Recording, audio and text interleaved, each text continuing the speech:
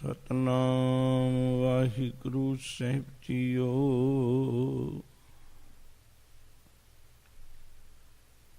कृपा करो दीन के दाते,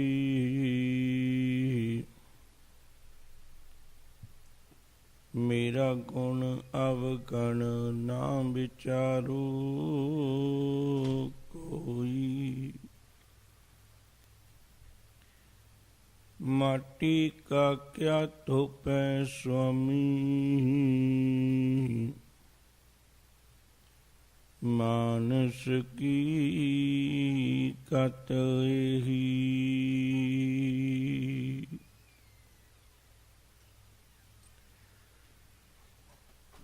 तुम सब साजी साज निवाजी, जियो पिंड दे प्राणा। निर्गुण यारी गुण नहीं कोई, गुण नहीं कोई। निर्गुण यारी गुण नहीं कोई, तुम दान देहो मेहरबाना।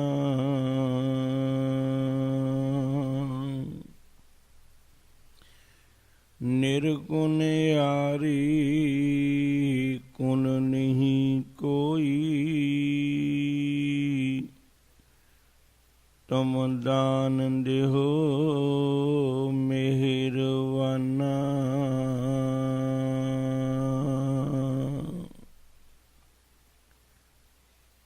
लोक परलोक दे राखे, सर्व सुखां दे दाते सतगुरु धन धन श्री गुरु ग्रंथ साहिब सच्चे पातशाह जी दे पावन पवित्र चरण कमलों विच सुभाईमान सतसंगी प्यारिओ, ध्यान गुरु चरणों विच जोड़ के असीसां बख्शो। अदब सत्कार नाल गुरु फतेह जी सांझ करो। आखो जी वाहिगुरु जी का खालसा, वाहिगुरु जी की फतेह।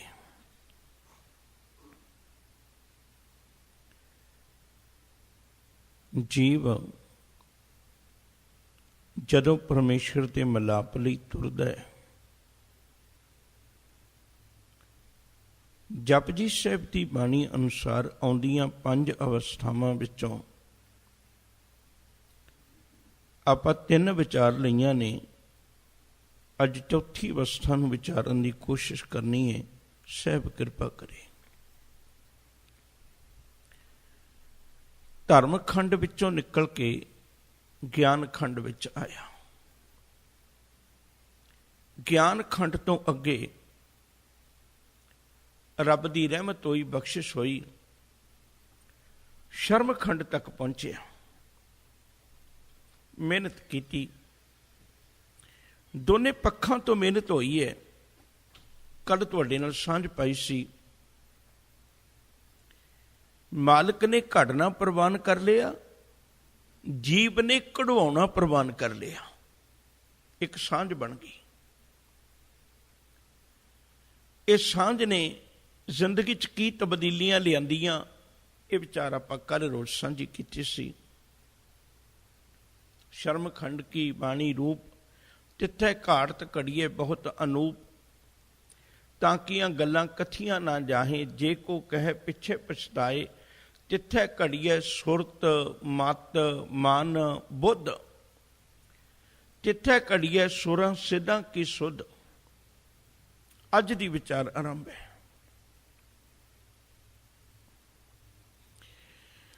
दुनिया विच एक आग्या शब्द एडा प्यारा है, जिहड़ा ये अंदरली भावना नूं भी नाल जोड़ दिंदा है। जदों कोई आग्या विच तुर पैंदा है ना, हुक्म विच तुर पैंदा है, ਤੇ ਉਹ ਕੇਵਲ ਤੇ ਕੇਵਲ ਬਾਹਰੀ ਰਿਸ਼ਤਾ ਨਹੀਂ ਰਹਿੰਦਾ, ਉਹ ਦਿਲ ਦਾ ਰਿਸ਼ਤਾ, ਅੰਦਰਲਾ ਰਿਸ਼ਤਾ ਬਣ ਜਾਂਦਾ ਹੈ। ਗੁਰੂ ਪਾਤਸ਼ਾਹ ਜੀ ਮਹਾਰਾਜ ਨੇ, ਧੰਨ ਗੁਰੂ ਅੰਗਦ ਸਾਹਿਬ ਜੀ ਨੇ ਆਸਾ ਕੀ ਵਾਰ ਵਿੱਚ ਆਪਾਂ 2 ਬਚਨ ਪੜ੍ਹਨੇ ਆ। ਇੱਕ ਨੌਕਰ ਉਹ ਹੈ, ਨੌਕਰੀ ਉਹ ਵੀ ਕਰਦਾ ਹੈ, ਪਰ ਉਹ ਜਦੋਂ ਮਾਲਕ ਦੇ ਕੋਲੋਂ ਕੋਈ ਚੀਜ਼ ਮਿਲਣੀ ਹੈ, ਉਹ ਹੁਕਮ ਰਜ਼ਾਈ ਦਾ ਪਾਂਧੀ ਨਹੀਂ ਬਣਿਆ। ਜਿਹਦਾ ਕਾਰਨ ਕੀ ਬਣਿਆ ਵੀ ਜਦੋਂ ਕੋਈ ਦਾਤ ਲੈਣੀ ਹੁੰਦੀ ਹੈ ਤੇ ਮਾਲਕ ਉਹਦੀ ਤਨਖਾਹ ਵੀ ਗੁੱਸੇ ਹੋ ਕੇ ਦਿੰਦਾ ਹੈ, ਖੁਸ਼ ਹੋ ਕੇ ਨਹੀਂ ਦਿੰਦਾ। ਹਾਲਾਂਕਿ ਉਹਦੀ ਉਸੇ ਦੀ ਬਣਦੀ ਤਨਖਾਹ ਹੈ, ਕਿਉਂਕਿ ਉਹਨੇ ਦਿਲ ਵਿੱਚ ਕੋਈ ਥਾਂ ਨਹੀਂ ਬਣਾਈ। ਇੱਕ ਦੂਜਾ ਨੌਕਰ ਹੈ, ਉਹਨੇ ਹੁਕਮ ਰਜ਼ਾਈ ਚੱਲ ਕੇ ਮਾਲਕ ਅੱਜ ਉਹਦੀ ਤਨਖਾਹ ਤਾਂ ਕੀ, ਤੇ ਉਹਨੂੰ ਆਪਣੇ ਵੱਲੋਂ ਵਾਧੂ ਪੈਸੇ ਦੇ ਕੇ ਵੀ ਇੱਕ ਗੱਲ ਆਖਦਾ, ਜੇ ਹੋਰ ਵੀ ਲੋੜ ਪਵੇ ਤਾਂ ਮੈਂ ਹਾਜ਼ਰ ਹਾਂ।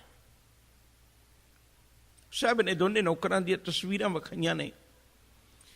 ਚਾਕਰ ਲੱਗੇ ਚਾਕਰੀ, ਨਾਲੇ ਗਰਭਵਾਦ, ਗੱਲਾਂ ਕਰੇ ਘਨੇਰੀਆਂ, ਖਸਮ ਨਾ ਪਾਏ ਸਾਧ।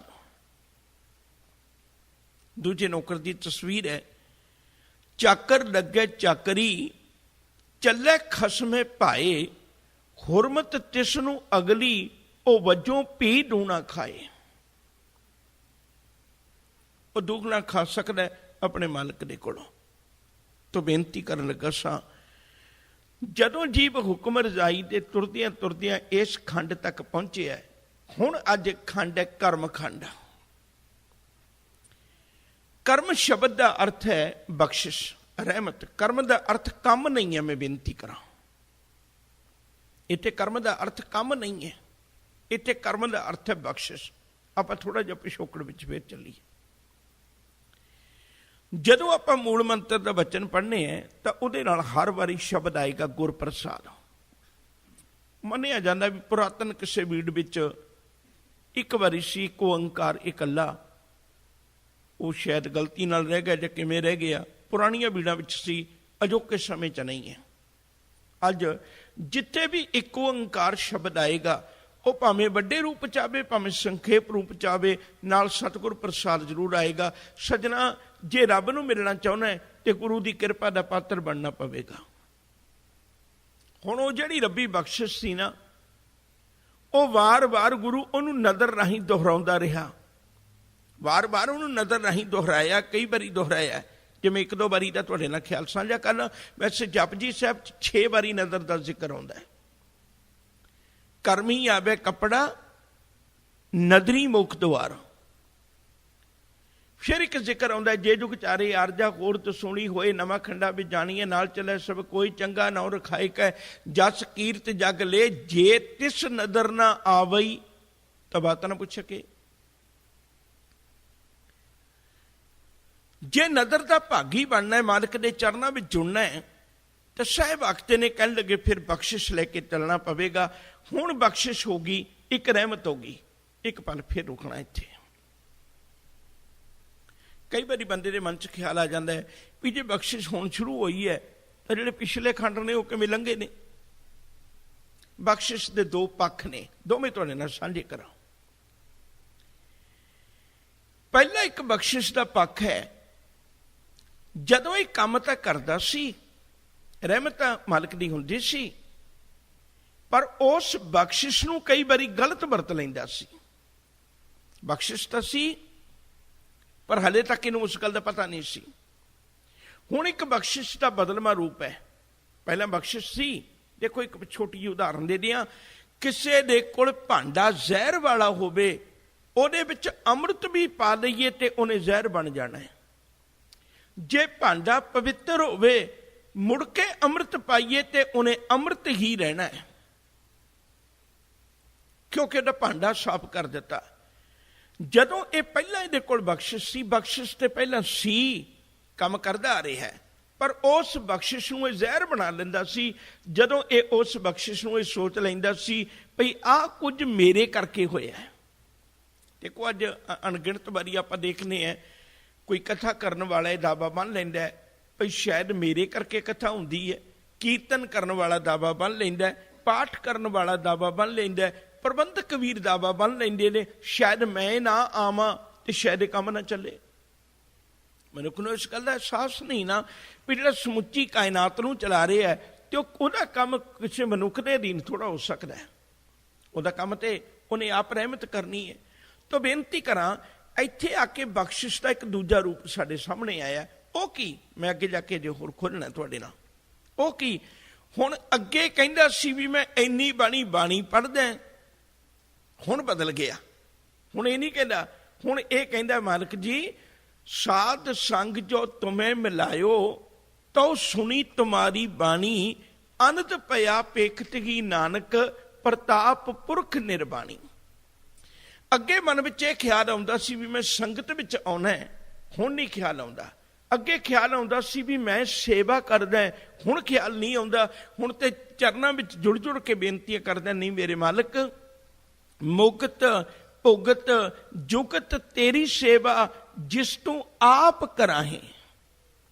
ਜਿਹਦੇ ਉੱਤੇ ਤੂੰ ਆਪ ਕਿਰਪਾ ਕਰਦਾ ਉਹ ਤੇਰੇ ਚਰਨਾਂ ਵਿੱਚ ਜੁੜਦਾ ਹੈ ਤੇ ਉਹ ਤੇਰੀ ਸੇਵਾ ਵਿੱਚ ਲੱਗਦਾ, ਮੇਰੇ ਵਾਸਤੇ ਕੋਈ ਬਾਤ ਨਹੀਂ। ਹੁਣ ਉਹਨੂੰ ਇਸ ਗੱਲ ਦਾ ਅਹਿਸਾਸ ਹੋ ਗਿਆ। ਉਹ ਜਦੋਂ ਬੰਦਗੀ ਵੀ ਕਰਦਾ, ਸਿਮਰਨ ਵੀ ਕਰਦਾ, ਰੱਬੀ ਯਾਦ ਵਿੱਚ ਵੀ ਜੁੜਦਾ, ਉਦੋਂ ਵੀ ਦਾਵਾ ਨਹੀਂ ਬਣਦਾ। ਉਦੋਂ ਵੀ ਉੱਠ ਕੇ ਇੱਕ ਬੇਨਤੀ ਕਰਦਾ, ਕਹਿਣ ਲੱਗੇ ਮਾਲਕ ਇੱਕ ਕਿਰਪਾ ਕਰ, ਇੱਕ ਬਖਸ਼ਿਸ਼ ਕਰ, ਰਹਿਮਤ ਕਰ ਮੇਰੇ ਉੱਤੇ। ਮੈਨੂੰ ਹੁਣ ਪਤਾ ਲੱਗਿਆ ਆਪ ਜਪਾਏ ਜਪੈ ਸੋ ਨਾਉ, ਆਪ ਗਵਾਏ ਸੋ ਹਰ ਗੁਣ ਗਾਓ। ਤੂੰ ਕਿਰਪਾ ਕਰ ਦੇਵੇਂ, ਮੈਨੂੰ ਰਹਿਮਤ ਕਰ ਦੇਵੇਂ, ਤਾਂ ਮੈਂ ਤੇਰਾ ਨਾਮ ਜਪ ਸਕਦਾ ਹੈ। ਗੁਣ ਨਿਧਾਨ ਗੁਣ ਤਿਨ ਹੀ ਗਾਏ, ਜਾਂ ਕੋ ਕਿਰਪਾ ਧਾਰੀ, ਸੋ ਸੁਖੀਆ ਧਨ ਉਸ ਜਨਮ, ਨਾਨਕ ਤਿਸ ਬਲਿਹਾਰੀ। ਹੁਣ ਇਸ ਗੱਲ ਦਾ ਅਹਿਸਾਸ ਹੋ ਗਿਆ, ਤੂੰ ਕਿਰਪਾ ਕਰੇ ਤੇ ਮਨੁੱਖ ਸੰਗਤ ਵਿੱਚ ਆ ਸਕਦਾ, ਤੂੰ ਕਿਰਪਾ ਕਰੇ ਤੇ ਰਹਿਮਤ ਹੋ ਸਕਦੀ ਹੈ। ਰਹਿਮਤ ਪਹਿਲਾਂ ਵੀ ਹੁੰਦੀ ਸੀ, ਮੈਂ ਬੇਨਤੀ ਕਰਾਂ ਛੋਟੀ ਜੀ ਗੱਲ ਦਾ ਖਿਆਲ ਕਰਿਓ ਜੇ, ਜਿਵੇਂ ਮਨੁੱਖ ਦੀ ਇੱਕ ਆਦਤ ਹੈ ਹਰੇਕ ਪ੍ਰਾਪਤੀ ਦੇ ਉੱਤੇ ਇਹ ਆਪਣੀ ਮੋਹਰ ਲਾ ਕੇ ਉਹਨੂੰ ਹੰਕਾਰ ਬਣਾ ਲੈਂਦਾ। ਇੱਕ ਪਲ ਫਿਰ ਖਿਆਲ ਕਰਿਓ, ਆਪਾਂ ਫਿਰ ਗੱਲ ਇੱਥੋਂ ਹੀ ਤੋਰਨੇ, ਅੱਜ ਬਹੁਤ ਸਮਝਣ ਵਾਲਾ ਖੱਡ ਹੈ। ਜੇ ਕਿਤੇ ਜਪਜੀ ਸਾਹਿਬ ਦੀ 33ਵੀਂ ਪੌੜੀ ਤੁਸੀਂ ਬਹੁਤ ਧਿਆਨ ਨਾਲ ਪੜੋ, 34ਵੀਂ ਪੌੜੀ ਤੋਂ ਖੰਡ ਸ਼ੁਰੂ ਹੁੰਦੇ ਨੇ। ਖੰਡ ਭਾਵੇਂ 5 ਨੇ ਪਰ ਪੌੜੀਆਂ 4 ਨੇ। ਇਸ ਇੱਕੋ ਪੌੜੀ ਵਿੱਚ 2 ਖੰਡ ਨੇ। ਬਖਸ਼ਿਸ਼ ਤੇ ਰੱਬ ਕੋਈ ਵੱਖਰਾ ਨਹੀਂ ਹੈ, ਇਹ ਗੱਲ ਵੱਖਰੀ, ਚਲੋ ਆਪਾਂ ਫਿਰ ਵਿਚਾਰਾਂਗੇ। ਜਿਹੜੀ ਬੇਨਤੀ ਕਰਨ ਲੱਗਾ 33ਵੀਂ ਪੌੜੀ ਤੱਕ, 34ਵੀਂ ਪੌੜੀ ਤੋਂ ਖੰਡ ਸ਼ੁਰੂ ਹੋ ਜਾਂਦਾ ਹੈ। 33ਵੀਂ ਪੌੜੀ ਦੇ ਵਿੱਚ ਸਤਿਗੁਰੂ ਨੇ ਜ਼ੋਰ ਦਾ ਜ਼ਿਕਰ ਕੀਤਾ ਹੈ। ਜ਼ੋਰ ਨਾ ਜੀਵਨ ਮਰਨ ਨਾ ਜ਼ੋਰ, ਜ਼ੋਰ ਨਾ ਰਾਜ ਮਾਲ ਮਨ ਸ਼ੋਰ, ਜ਼ੋਰ ਨਾ ਸੁਰਤੀ ਗਿਆਨ ਵਿਚਾਰ, ਜ਼ੋਰ ਨਾ ਜੁਗਤੀ ਛੁੱਟੇ ਸੰਸਾਰ, ਜਿਸ ਹੱਥ ਜ਼ੋਰ ਕਰ ਵੇਖੇ ਸੋਏ। ਕੁਝ ਇੱਕ ਪੰਕਤੀਆਂ ਸਾਂਝੀਆਂ ਕੀਤੀਆਂ ਨੇ। ਹੁਣ ਇੱਥੇ ਗੁਰੂ ਨੇ ਇਹਦਾ ਜ਼ੋਰ ਖਤਮ ਕੀਤਾ ਹੈ। ਕਹਿਣ ਲੱਗੇ ਸਜਣਾ, ਜੇ ਤੂੰ ਆਪਣੇ ਜ਼ੋਰ ਨਾਲ ਚੱਲਣ ਦੀ ਕੋਸ਼ਿਸ਼ ਕਰੇਗਾ ਨਾ ਤੇ ਫਿਰ ਤੈਨੂੰ ਲਾਭ ਕੁਝ ਨਹੀਂ ਹੋਣਾ, ਕਿਉਂਕਿ ਜਦੋਂ ਤੂੰ ਆਪਣਾ ਜ਼ੋਰ ਵਰਤੇਗਾ, ਦੇਖੋ ਇੱਥੇ ਜ਼ੋਰ ਵਰਤਣਾ ਮਨਾ ਕੀਤਾ ਹੈ, ਜ਼ੋਰ ਖਤਮ ਕੀਤਾ ਹੈ। ਕਿਉਂਕਿ ਤੇਰੀ ਇੱਕ ਆਦਤ ਹੈ ਬੰਦੇ, ਜਦੋਂ ਮੈਂ ਕੋਈ ਚੰਗਾ ਕੰਮ ਕਰਨਾ ਹੈ, ਜਿਤਨੇ ਵੀ ਹਉਮੈ ਹੈ ਹਮੇਸ਼ਾ ਚੰਗੇ ਕੰਮਾਂ ਚੋਂ ਪੈਦਾ ਹੁੰਦੀ, ਮਾੜੇ ਕੰਮਾਂ ਦੀ ਕਦੇ ਹਉਮੈ ਨਹੀਂ ਪੈਦਾ ਹੁੰਦੀ। ਮਾੜੇ ਕੰਮਾਂ ਨੂੰ ਬੰਦਾ ਪ੍ਰਗਟ ਹੀ ਨਹੀਂ ਕਰਦਾ। ਜੇ ਕੋਈ ਚੋਰੀਆਂ ਕਰਦਾ ਹੈ, ਜੇ ਕੋਈ ਪਾਪ ਕਰਦਾ ਹੈ, ਤੁਸੀਂ ਕਦੇ ਦੇਖਿਓ ਬੰਦਾ ਕਦੇ ਦੁਨੀਆ ਵਿੱਚ ਨਸ਼ਰ ਨਹੀਂ ਕਰੇਗਾ ਵੀ ਮੇਰੀ ਅਖਬਾਰ 'ਚ ਫੋਟੋ ਲਾਓ ਮੈਂ 1000 ਚੋਰੀ ਕੀਤੀ ਹੋਈ ਹੈ, ਮੈਂ ਰੋਜ਼ ਦਿਹਾੜੀ ਚੋਰੀਆਂ ਕਰਦਾ। ਨਹੀਂ, ਅਣਗਿਣਤ ਵਾਰੀ ਤੁਸੀਂ ਐਡ ਲੱਗੀ ਵੇਖੋਗੇ, ਕੋਈ ਕਿਸੇ ਕਿਸਮ ਦਾ ਵਿਹਾਰ ਕਰਦਾ ਹੈ, ਉਹ ਆਪਣੇ ਕਿੱਤੇ ਦੀ ਐਡ ਪੇਪਰਾਂ 'ਚ ਜ਼ਰੂਰ ਦੇ ਦੇਗਾ, ਟੀਵੀ ਤੇ ਦੇ ਦੇਗਾ, ਪਰ ਕਦੇ ਕਿਸੇ ਚੋਰ ਨੇ ਐਡ ਨਹੀਂ ਦਿੱਤੀ ਵੀ ਮੈਂ ਚੋਰੀਆਂ ਕਰਨਾ। ਕਿਉਂਕਿ ਜਿੰਨੀ ਵੀ ਹਉਮੈ ਹੈ ਇਹ ਚੰਗੇ ਕੰਮਾਂ 'ਚੋਂ ਪੈਦਾ ਹੁੰਦੀ ਹੈ। ਹੁਣ ਜਦੋਂ ਇਹ ਚੁੱਪ ਕਰਿਆ ਤਾਂ ਇਹਨੇ ਹਉਮੈ ਰੱਖ ਲਈ। ਅੱਜ ਤੁਸੀਂ ਦੇਖੋ, ਜੇ ਚੁੱਪ ਕਰ ਜਾਏ ਤਾਂ ਹਉਮੈ ਰੱਖ ਲੈਂਦਾ, ਰੋਟੀ ਘੱਟ ਖਾਵੇ ਤਾਂ ਹਉਮੈ ਰੱਖ ਲੈਂਦਾ, ਰੋਟੀ ਵੱਧ ਖਾਵੇ ਤਾਂ ਹਉਮੈ ਰੱਖ ਲੈਂਦਾ, ਕਿਸੇ ਨੂੰ ਕੁਛ ਦਿੰਦਾ ਤਾਂ ਹਉਮੈ ਰੱਖ ਲੈਂਦਾ, ਕਿਸੇ ਕੋਲੋਂ ਕੁਛ ਲੈਂਦਾ ਤਾਂ ਹਉਮੈ ਰੱਖ ਲੈਂਦਾ।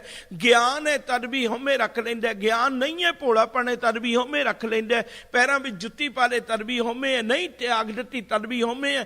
ਹਰ ਕਰਮ ਦੇ ਪਿੱਛੇ ਇਹਨੇ ਹਉਮੈ ਖੜੀ ਕਰ ਲਈ। ਤੇ ਸਤਿਗੁਰੂ ਕਹਿਣ ਲੱਗੇ ਵੀ ਸਜਣਾ, ਜਿੰਨਾ ਚਿਰ ਆਪਣਾ ਜ਼ੋਰ ਵਰਤਦਾ ਹੈ ਨਾ, ਉਹਨਾਂ ਚਿਰ ਹਉਮੈ ਦੀ ਦੀਵਾਰ ਨਹੀਂ ਜੇ ਟੁੱਟਣੀ, ਤੂੰ ਹੋਰ ਪੱਕੀ ਕਰ ਲੈਣਾ। ਹੁਣ ਜਦੋਂ ਜੀਵ ਨੇ ਮੰਨ ਲਿਆ, ਇਹ ਪਹਿਲਾਂ ਆਪਣਾ ਜ਼ੋਰ ਛੱਡ ਕੇ ਆਇਆ, ਪਹਿਲਾਂ ਆਪਣਾ ਜ਼ੋਰ ਖਤਮ ਕਰਕੇ ਆਇਆ। ਜਦੋਂ ਇਹਨੇ ਪਹਿਲਾ ਜ਼ੋਰ ਖਤਮ ਕਰਕੇ ਆਇਆ, ਫਿਰ ਅੱਜ ਇਹਨੂੰ ਗੁਰੂ ਨੇ ਜ਼ੋਰ ਦੇਣਾ ਹੈ। ਅੱਜ ਇਹਨੂੰ ਤਾਕਤ ਦੇਣੀ ਹੈ।